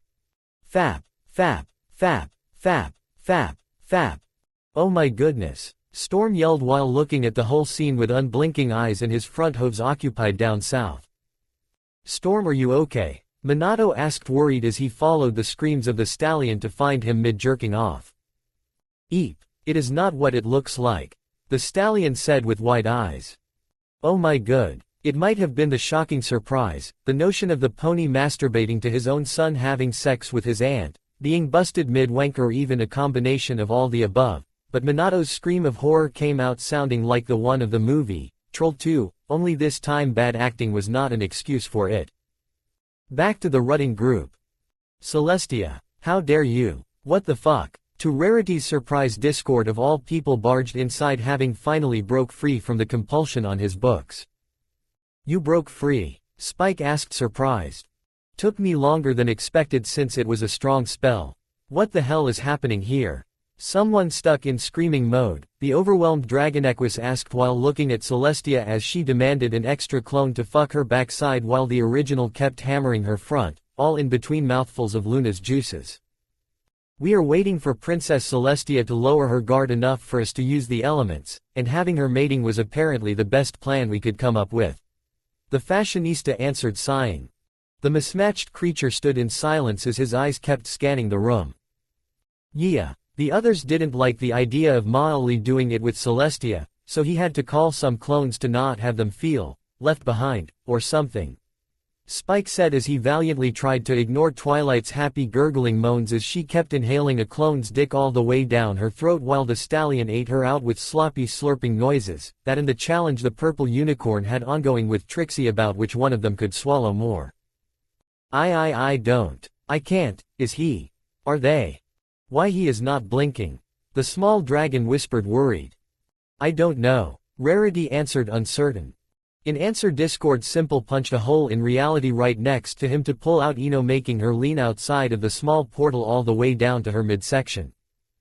What are you? Oh, ooh. The Yamanaka girl asked, annoyed before noticing the debauchery going on, getting the message and rapidly moving to take notes on the pad Discord gave her.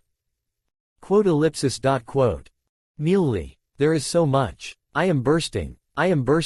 Pinky moaned as the clones with her kept pumping more and more semen inside both her ass and gaping pussy.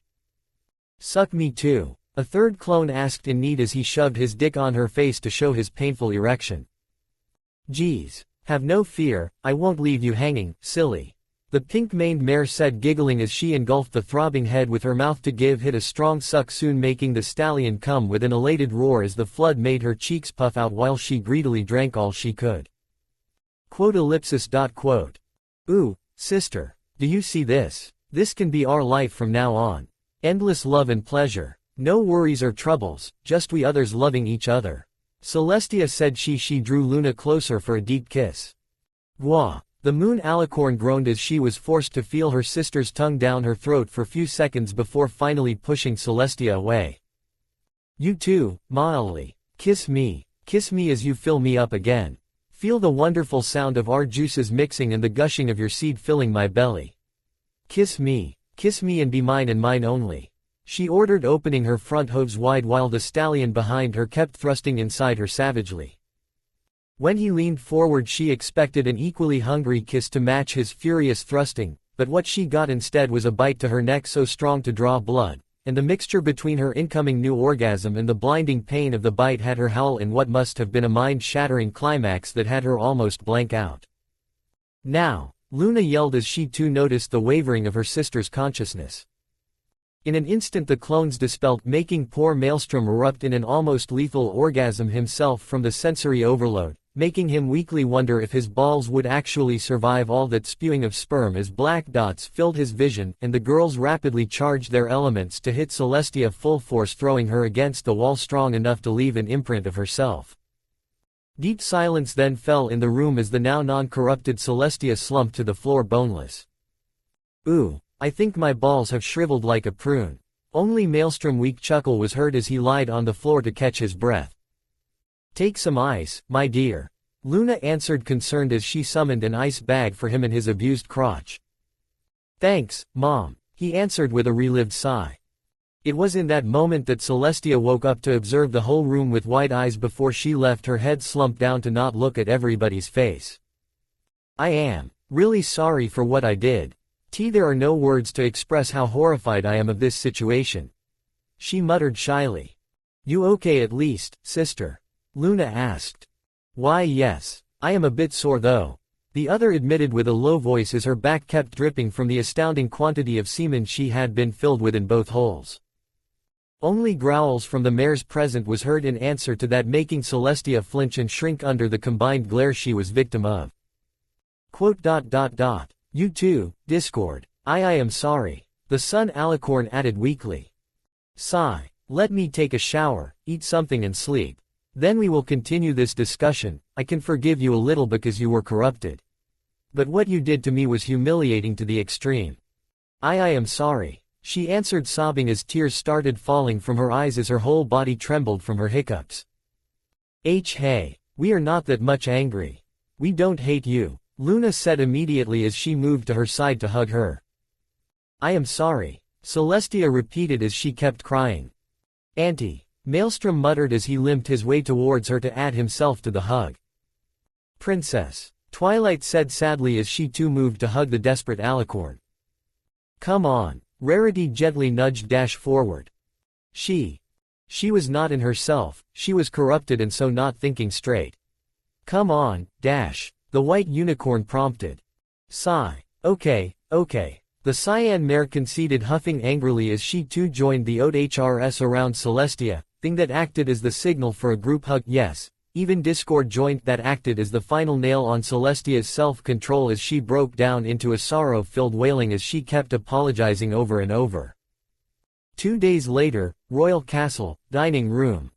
The group composed by the elements of Harmony, Princess Luna, Maelstrom, Discord, Spike and Trixie had finally recovered from the taxing mission against Celestia and the even harder one about damage control to salvage Celestia's image.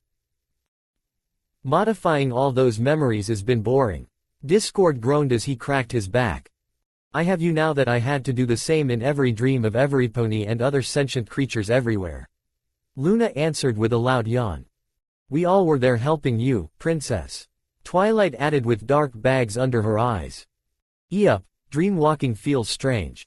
AJ added, groaning with her face resting on the table. Good morning. Celestia muttered shyly as she finally came out from her room to join the others. We are not angry anymore, Celly. Please do cheer up, Discord begged, annoyed. I am sorry, she answered. We know, the other chorused, rolling their eyes. Have you all take your contraceptives? The son Alicorn asked. Yes, we even asked back in Konoha for further help in that regard, Auntie. Maelstrom answered. You must find me disgusting to look at, don't you? She said, sobbing. No, Auntie, I am not. He answered with a gentle smile as he moved to nuzzle her. Thank you, she answered, kissing his cheek and freezing. It was not a romantic kiss. She tried saying as every eyes nailed her with a furious glare. Smooch. In answer she stole a quick kiss to his lips before bolting out of the room. Get her. Luna roared as she and the others hurried to chase the son Alicorn, leaving Maelstrom alone with Rarity, Discord and Spike. Worth et. Celestia was heard screaming as she ran away from the bloodthirsty horde. Bang, bang, bang, bang. You will ruin the table, mildly. Rarity said, stopping the prince from leaving an imprint of his face on the table surface. Boo uuuuuuh. At that then the wind Alicorn settled for simply cry fat tears of despair while his friends consoled him on the notes of Celestia's shrieks and Luna's curses and spells. You can do it, you can survive this as well. Spike offered, patting his back. Wah. There must be a day where nothing bad or strange happens. Even just for the sake of his health. Ponyville, Twilight's home. The sun was slowly filtering through the curtains as the first rays of the morning silently filled the room until they flashed blindly in Twilight's eyes, making her groan and turn around to bury her face in her pillow. Good morning, Twee. Her pillow answered, yawning loudly as he hugged her closer to bury his face in her mane. Gee, mornin', mildly. She answered, sleepy and with a small smile. Why the sun has to be this darn bright. Another voice said as a mare spooned with twilight to escape the rising sun. So no pony will think that it's still night, dash. Twilight answered as she basked in the combined hug of the other two. We should get up, the others will be here soon for breakfast. Maelstrom tried saying as he got up to sit on the bed. 5 more minutes. Both girls answered whining. No can do, come on, I'll shower first so you'll have few extra minutes to wake up. He answered kissing both girls before leaving for the bathroom. Twilight moaned stretching making Dash chuckle. Hoo. Some pony looks relaxed, finally. The Pegasus mare said with a knowing smirk. I was not nervous. The other replied blushing. Yes you were. Dash answered snorting. I wasn't. You were. I wasn't instead. I was simply feeling intense emotions since I was about to have our beloved colt friend turn you into a mare. I trained him well, you looked like you were enjoying yourself. Dash said proud of herself. Doing it like animals in heat doesn't count as training. You and AJ are just as shameless. I instead made sure our time was romantic to the extreme. It was your fault if the thing turned more frantic since you forced yourself in. Twilight answered indignant. I was watching since the beginning, Twilight. Dash said simply as she lied on her stomach with her front hooves crossed under her chin to show a malicious smirk. Why you were watching? Twilight shrieked shocked. I always watch every pony of you as you get your fix of my stallion, just to be sure you others don't step out of line. She answered simply. Dash. You were romantic, even too much sugar honestly, luckily you then got into it and dropped the mushy stuff, I was about to throw up. The other mare commented nonplussed. I didn't. You were riding him pretty savagely, Twee. I honestly was surprised you had it in you and that his bones didn't break with how hard you were slamming downwards. I guess it was all thanks to his alicorn body if he didn't die. Dash said with a sing-song tone as her tail swished back and forth above her. Meep. The purple unicorn mewled in shame as she buried her head under the covers. Don't be shy. It was high time you finally got that cherry popped like we others. Pinky had even started insisting you would have waited until a probable marriage, or until Celestia herself ordered you to do it. Dash said laughing loudly at the other jumping up in surprise. We others. You all. Twilight gasped in shock. Yep. Well, Trixie still hasn't to my knowledge. Last one of us before you was Fluttershy. 1 week exactly after Molestia has been defeated, they did it slowly and sweetly. I couldn't in good conscience join and ruin it for Fluttershy. She wanted a romantic first time and she got it. Date, romantic dinner, a movie, the works. Then why instead you jumped in mine? You were holding yourself back and overthinking it. I just helped you enjoy the ride. You tried to treat the whole thing like a checklist, and that was wrong in so many levels. Dash answered. I did have a checklist. But it was just there in my head as a small thing, nothing too complex. The unicorn muttered in answer as her face turned bright red. Love is not something you plan, Twee, Maelstrom said chuckling as he came out of the bathroom. I know, I just forget it sometimes, she answered pouting. Biwahahaha. We love you for this as well, Twee. Cuddle a little while I shower next, K. Dash answered as she made her way to the shower so leaving the other two alone. Hoo. Sue. Cuddling. The prince asked sitting next to the girl. If you don't mind. Twilight answered with an innocent smile as she leaned closer to him. 10 minutes later, group breakfast. The group of elements plus Prince and Gilda the Griffin were sitting together around the way too small table with each of them yawning sleepy, or in case of Pinky, already bright and hyper. Any plans for today? Rarity asked sipping her tea. Outside our jobs. Not much I think, Twilight said after a short pause of thought. So we can take it easy? Spike asked hopeful as he crunched down on some gems. I hope so, you guys already had to deal with another crazy alicorn, I don't think another one should pop up anytime soon. Gilda answered chuckling. I remember you that the crazy alicorn was my poor aunt. But yes, some peace and quiet I think will be good for us. Maelstrom added shrugging as he emptied the small cup of instant ramen vegetarian version he was eating from. How can you eat that stuff at breakfast, I wonder? Rarity said sighing. Meh, It's a habit I refuse to let go, he answered smirking. So we are all okay with taking it easy today? Dash asked happily. Aye, the others chorused. No evil guys, Pinky said. No dangerous adventures, Fluttershy added. No risking our lives, Dash commented. No battles for the sake of the world, Maelstrom sang smirking. No monsters and evil magic. Only our boring jobs and quiet days, Rarity said with a wide smile. No Blearg. What Spike was about to say got interrupted by his regurgitating a scroll in the middle of the table. Nobody talked as each one of them kept looking in dread at the long roll of parchment resting quiet between them. Nobody of them had the courage of even just breath too loud as they looked at it. Maybe we should open it, Pinky said with a low voice. I am sure it's just the princess thanking us again for helping her. Fluttershy tried saying. Those are both the sun and the moon crest, it means both Celestia and Luna are behind this message. Twilight answered. It smells of official summoning, Maelstrom said in surprise. You mean? Dash said with wide eyes as Twilight finally took the scroll to read it. The princesses are summoning us to the castle. I think it means we need to go on a quick adventure, the purple unicorn said once finished reading the message. You said we could take it easy today, Dash answered whining. That was before Celestia needed our help. Seriously, Sugarcube, AJ answered sighing.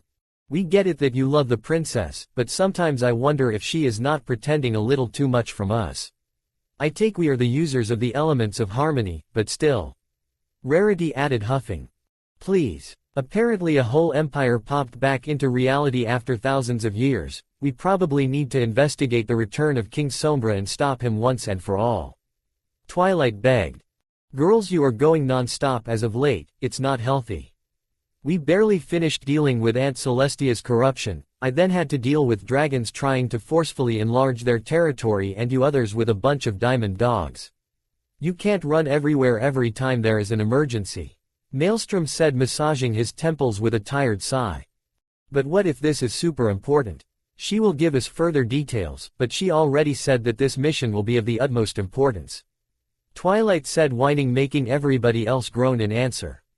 Okay, let's hear what Aunt Celestia has to tell us, the prince answered with a defeated tone. Yay. Later that day, train station to the returned Crystal Empire. While there was an air of trepidation in their trip, none of them could help but wonder what crystal ponies looked like. Those were the girls though. Maelstrom was still grumbling, annoyed at having a new bad guy popping up barely 2 weeks after Molestia had been vanquished as they finally saw their train arrive. Here we go. New bad guy, new mission for the sake of the world. Again, he muttered, sighing tiredly. This is a serious matter, Maali, we have to do this. Whatever happens in the Crystal Empire reflects on the whole of Equestria. If Sombra's darkness engulfs that place, it will be the end of every pony else too. Twilight explained as Dash too idly whined about never catching a break in fighting evil. As usual, the prince muttered, rolling his eyes. Too many bad guys here, just too many. Kurama added, grumbling in annoyance. This time should be easy, Sombra is still weak as he barely returned, we can do this. Rarity said reassuringly. Yeah. After all we have done up until now, I bet we will finish this mission in an instant. Pinky said, nodding. We can't leave them alone, we have to help them. Fluttershy added. Then be careful and. No, Maal, I remember you that you two have to come with us. Princess Luna thinks we may need extra help. Twilight interrupted him. That's true, I forgot, the prince said, surprised before slumping his shoulders down and nodding. Come on, we'll do fine. Trip aside, I bet we will be done in a flash of the elements. We just have to blast him as soon as we see Sombra, 20 minutes tops. Spike said, smirking as they boarded the train, laughing. Crystal Empire, 6 days later. He is on my tail. Maelstrom, he and the others looking like they never slept a second and with ruffled mane and feathers, even missing few patches of fur here and there, yelled as he threw a heart-shaped crystal to shining armor running under him. I got it, the stallion said as his magical grasp caught it so that he could then hold it in his mouth. That is mine, the giant cloud of living shadow chasing the two running stallions bellowed with a demonic roar.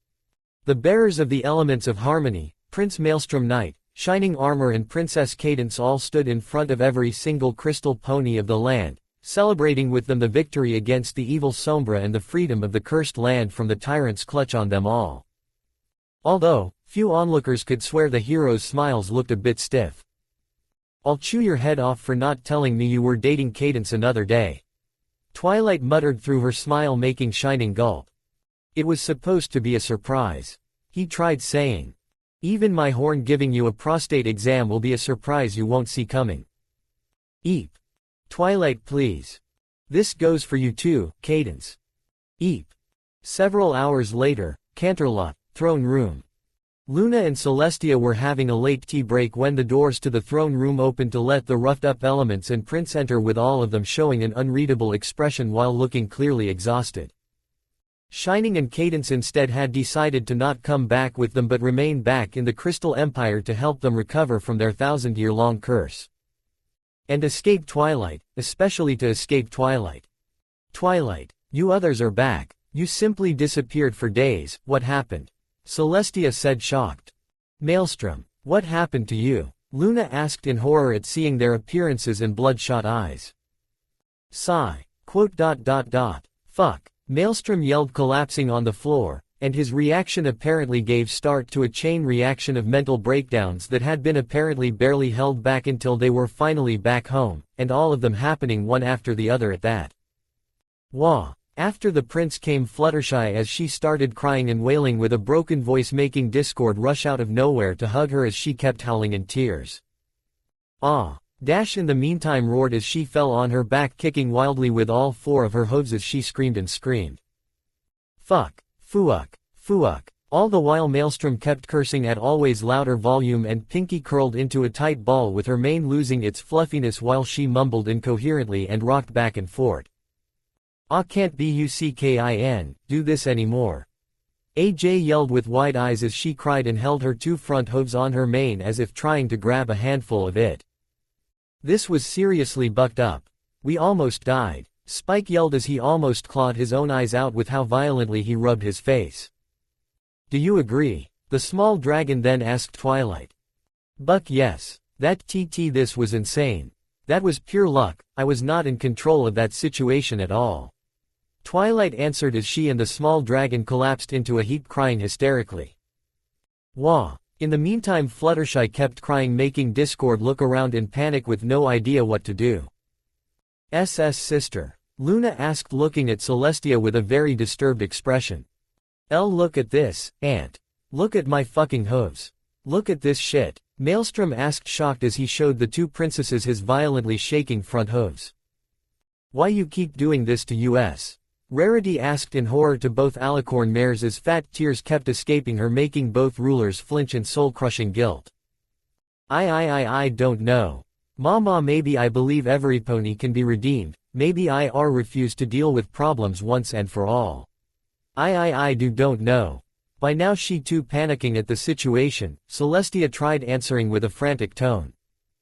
Gua. As one, all girls fell to the bottom and started quietly sobbing while Maelstrom simply opted to scream, "Fuck."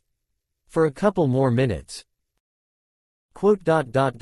We need a vacation, Pinky finally said with a dead tone as she lied on the floor spread-eagled on her back to look at the ceiling with wide and unblinking eyes. Help, Celestia muttered to Luna as she looked her beloved student, her dear nephew and the others spiral always lower down into deranged wailing. Here, my son. We'll fix this, have no fear. Luna whispered sweetly as she hugged and gently rocked her beloved son that had finally stopped cursing, and she considered that a small step forward worth of notice. The next day, Lotus and Aloe Spa Parlor, Canterlot. Welcome, what can we do for you? Aloe, a pale pink earth pony, said with a gentle smile as the element bearers plus dragon plus alicorn prince entered from the door. They requested the whole parlor for themselves, sister. Private spa party, Lotus said excited. After some recent issues, we deemed necessary to give our friends some well-deserved rest and relaxation. Luna said as she entered the spa as well, soon followed by Celestia. And since we are paying, we are joining too. I hope it is not a problem. The son alicorn asked with a light laugh. Of course not, your highness. Both spa managers answered as one while looking giddily. Then I guess we can start, any preferences? Luna said smugly as she trotted towards the sauna. Massages, both Maelstrom and Dash said at the same time. Then I guess I'll go for the mud bath, you coming, Spike? Rarity said happily as she and the dragon followed Aloe away. Of course, Rare, Spike answered nodding. Sauna for me too, Twilight said joining Luna and Trixie in the sauna. Me too, if it is not a problem. Fluttershy asked. Come along, shy pony. Trixie doesn't mind. Dawn, no. All this stuff sounds too girly. We have a new apple juice bath and massage treatment if you want. Lotus offered giggling. That I can do. The farm mare replied happily. Nothing with sugar, Pinky asked excited. No, I am sorry. Lotus answered uneasy. Then I'll do what AJ does. The pink mare answered. Good. Then I think we can offer you our brand new detoxifying vapors treatment. We finally fixed the collateral effects. Aloe said nodding. Collateral effects? Celestia asked curious. The first time we used it, the removed toxins took life and sentience and tried to take over the world as a toxic version of the pony that tried it for us. The spa pony answered blushing. Yep. Me and Shining had to use lots of fire to kill that thing. Maelstrom confirmed, nodding amused. But now it doesn't happen anymore, we changed the formula and tried again, the treatment is now 100% safe. Lotus confirmed. Then what are we waiting for? Let's start, Luna said, unable to wait. Yeah. Several minutes later, massage parlor. Ooh, God, this is always so amazing. Maelstrom said as he was lying face down with a stallion massaging him. Glad to see you return for more, your highness. Quake the masseur answered pleased. Why we didn't have massage parlors back in Konoha? Kurama, he too feeling the massage through the link, asked purring. There are, they just cost too damn much for the money I had at the time. The prince thought an answer. Next to him Dash instead had long since fell asleep thanks to the magical touch of Quake. As a particular stiff knot on his back went worked on, the alicorn left out a satisfied sigh, closing his eyes sleepily. Your back is a mess, Prince Maelstrom, what happened? The masseur asked surprised. A very tiring week, he answered groaning. Then relax, I will make sure you'll come out as new.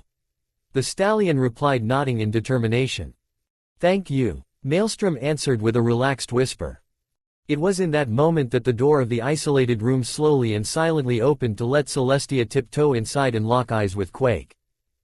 SSSH, the Sun Princess said with a wink, making the masseur nod. As she neared her nephew's bed she signaled Quake to leave, making him raise his eyebrows in surprise. She simply replied by showing a wide smile. Believing this to be a prank, the stallion accepted, and barely suppressing his laugh he silently left the room. Quake, Maelstrom asked, curious at the lack of massage, only to sigh happily as the thing restarted. SSSH. Celestia whispered as her host started trailing small circles on his back. T there. Her nephew moaned as she touched a particular stiff spot. Feeling relaxed, the son alicorn finally whispered in his ear as she lied fully on top of him, making him tense. Aunt Celestia? The prince asked in dread. She answered while covering the back of his neck in kisses. Please tell me she is not Molestia again. Kurama asked in dread. No, I am not, I am just helping my nephew relax, Celestia answered, making the Biju yelp in shock at being heard. I know you two were comparing my backside to the ones of the girls. How did you call it? Gloriously plump, I believe was the term. The mare purred happily, still whispering in his ear. Both Biju and Vessel preferred not answering to that as their face got red at being discovered. My, what a dirty nephew I have, lusting after his own aunt. Celestia said with a soft chuckle. To be honest, it was not lusting. Just comparing measurements. And in order to do so, you had to steal several looks at it, am I right? She answered, making both turn redder. Wanna know a secret, my dear? What? The prince asked. Dear Molestia inside me didn't immediately disappear once hit by the elements. She had few suggestions to give me before fading away, one of which was to not let you go. And the others? Maelstrom asked, shivering uneasy. You got a better body, personality, and can actually deep-throat him for real. Among other things, she replied, giggling faintly. What about dodging? Dodge wham. Surprised by the now awake question, the princess failed to dodge the stool the cyan Pegasus used as a mace to hit her face, launching the alicorn away from Maelstrom. You okay? Then asked, worried. Yeah, I was freaking out a bit though. He answered, moving to sit on the bed. And that thing? The mare asked, looking at his crotch with narrowed eyes. A mix of fear and past memories. He answered, uneasy as he used his wings to cover his privates. You should not hit a princess with a stool. Celestia said, huffing as she trotted towards the two without even the smallest bruise on her face. And you should not seduce somebody else's love, will you stop that? Shrieked when, instead of listening to her, Celestia started mouth rape kissing Maelstrom. Smooch. Gwa. The prince yelled in elation as he finally shoved the mare away. What's wrong with you? He asked in horror. I am horny, okay. The other answered. Oh, God. Kurama commented in shock. What? Just because I am over 2,000 years old and a very busy princess, it doesn't mean I have not needs. I finally lost my virginity and I want more, okay. Celestia yelled in rage. You lost. You were a virgin? Asked, shocked. Yes. Is it so hard to believe? Luna had her precious Storm, me instead. No pony dared to get closer to Princess Celestia the goddess.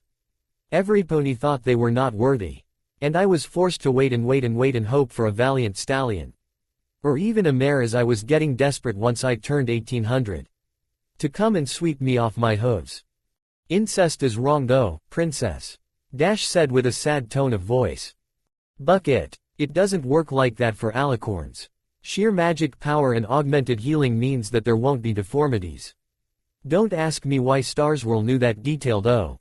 There were times that old stallion crept even me out. But why me? I bet I can present you lots of willing stallions.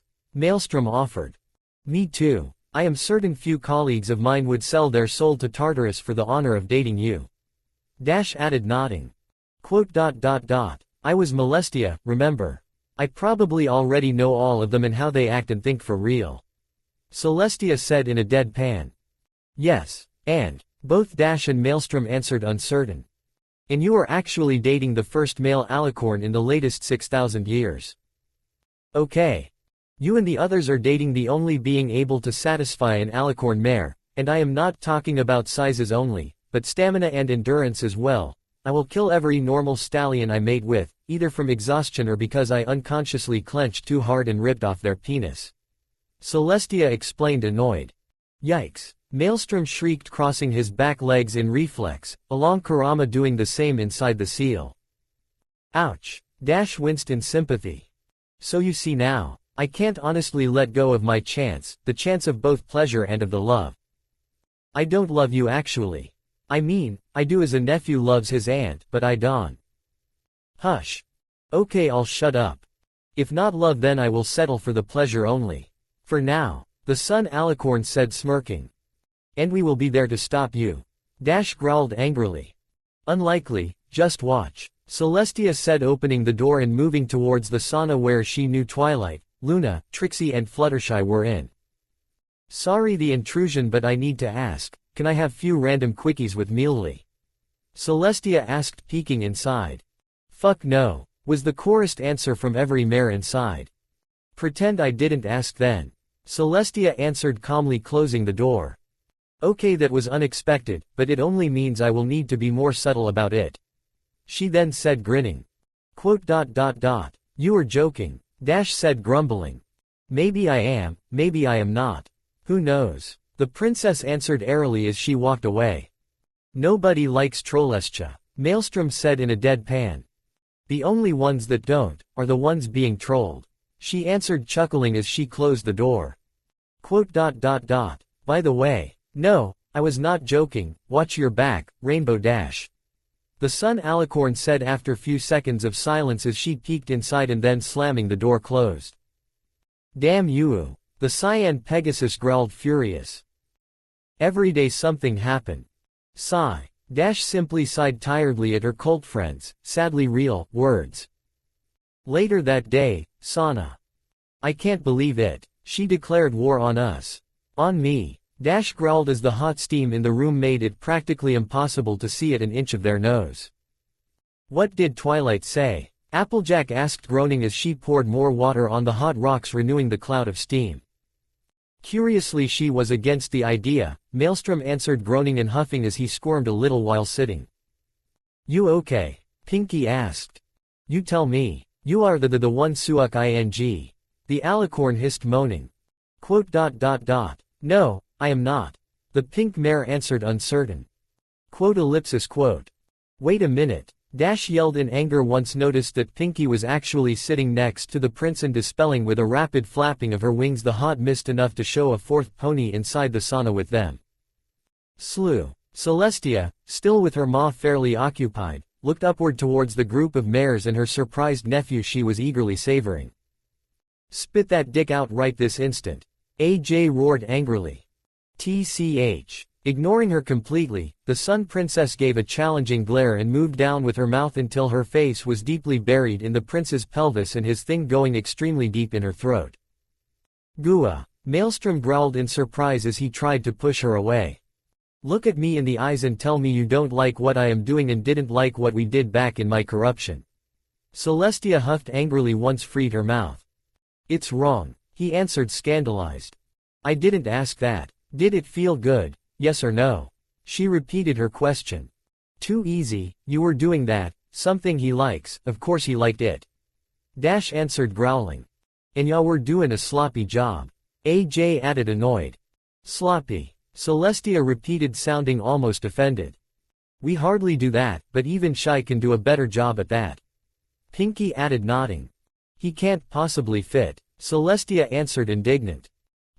Where did he go? Dash started saying before noticing the stallion disappearing in a burst of smoke.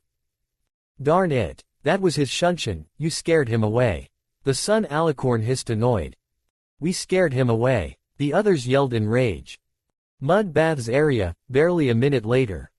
And that is why I am here. The prince finished explaining as he joined Rarity, Spike and Luna in the ample bath. My sister is out of her mind. Luna groaned in annoyance. I guess being 1,000-years-old virgin can be a pain, but assaulting her own nephew is wrong. Rarity added, shaking her head sadly.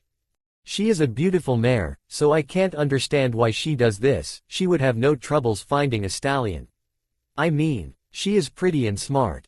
It's rare to find both qualities in a single girl. Maelstrom said, confused. That is a very sweet thing to say,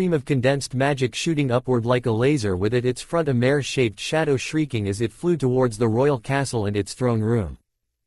Royal castle, throne room. Boom. There are times I think Luna simply overreacts a little.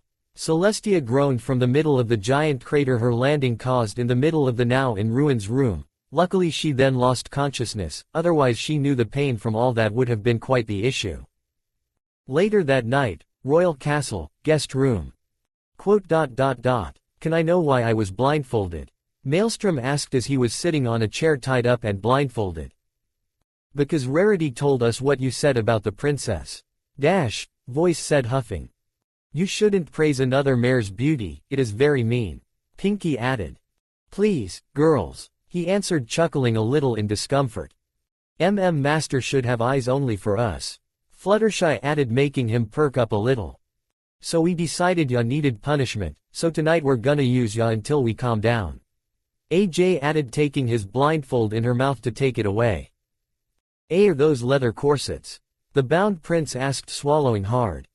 The sexy and powerful Trixie suggested teaching you a lesson. You belong to us and no pony else, and after tonight, you won't be able to find any other mare outside as attractive, ever. Trixie answered smirking evilly. Get ready to walk bow-legged, honey, and we have still the pills your friends prepared for us when we faced Celestia. We won't stop, we won't rest and we won't slow down until we will be sure no other dirty mare will even just attract your attention.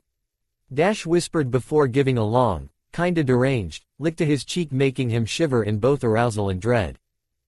Bottoms up, girls. We have a mean toy to dry up.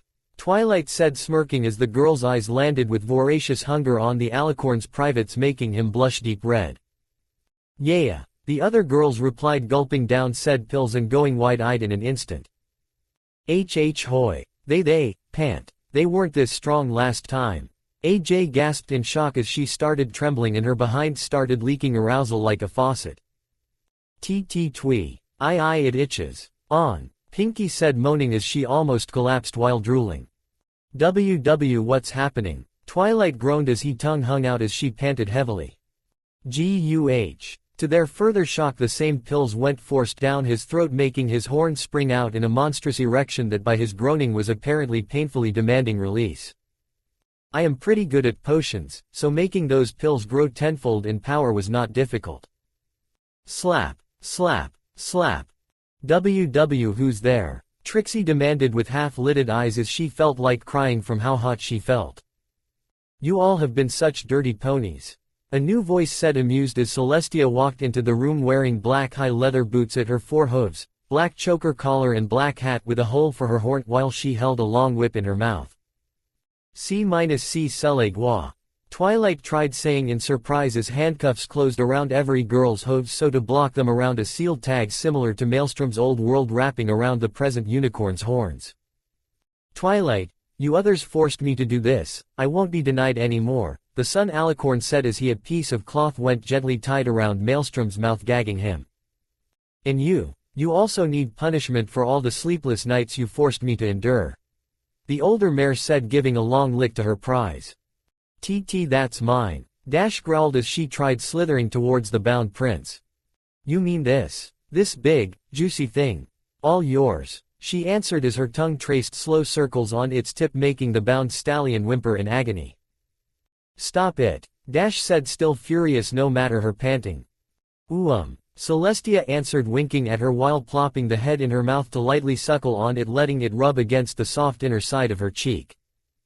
Goo. Finally no longer able to hold back the prince let the explosion came showering Celestia's face completely with few drops even landing on face making her growl louder.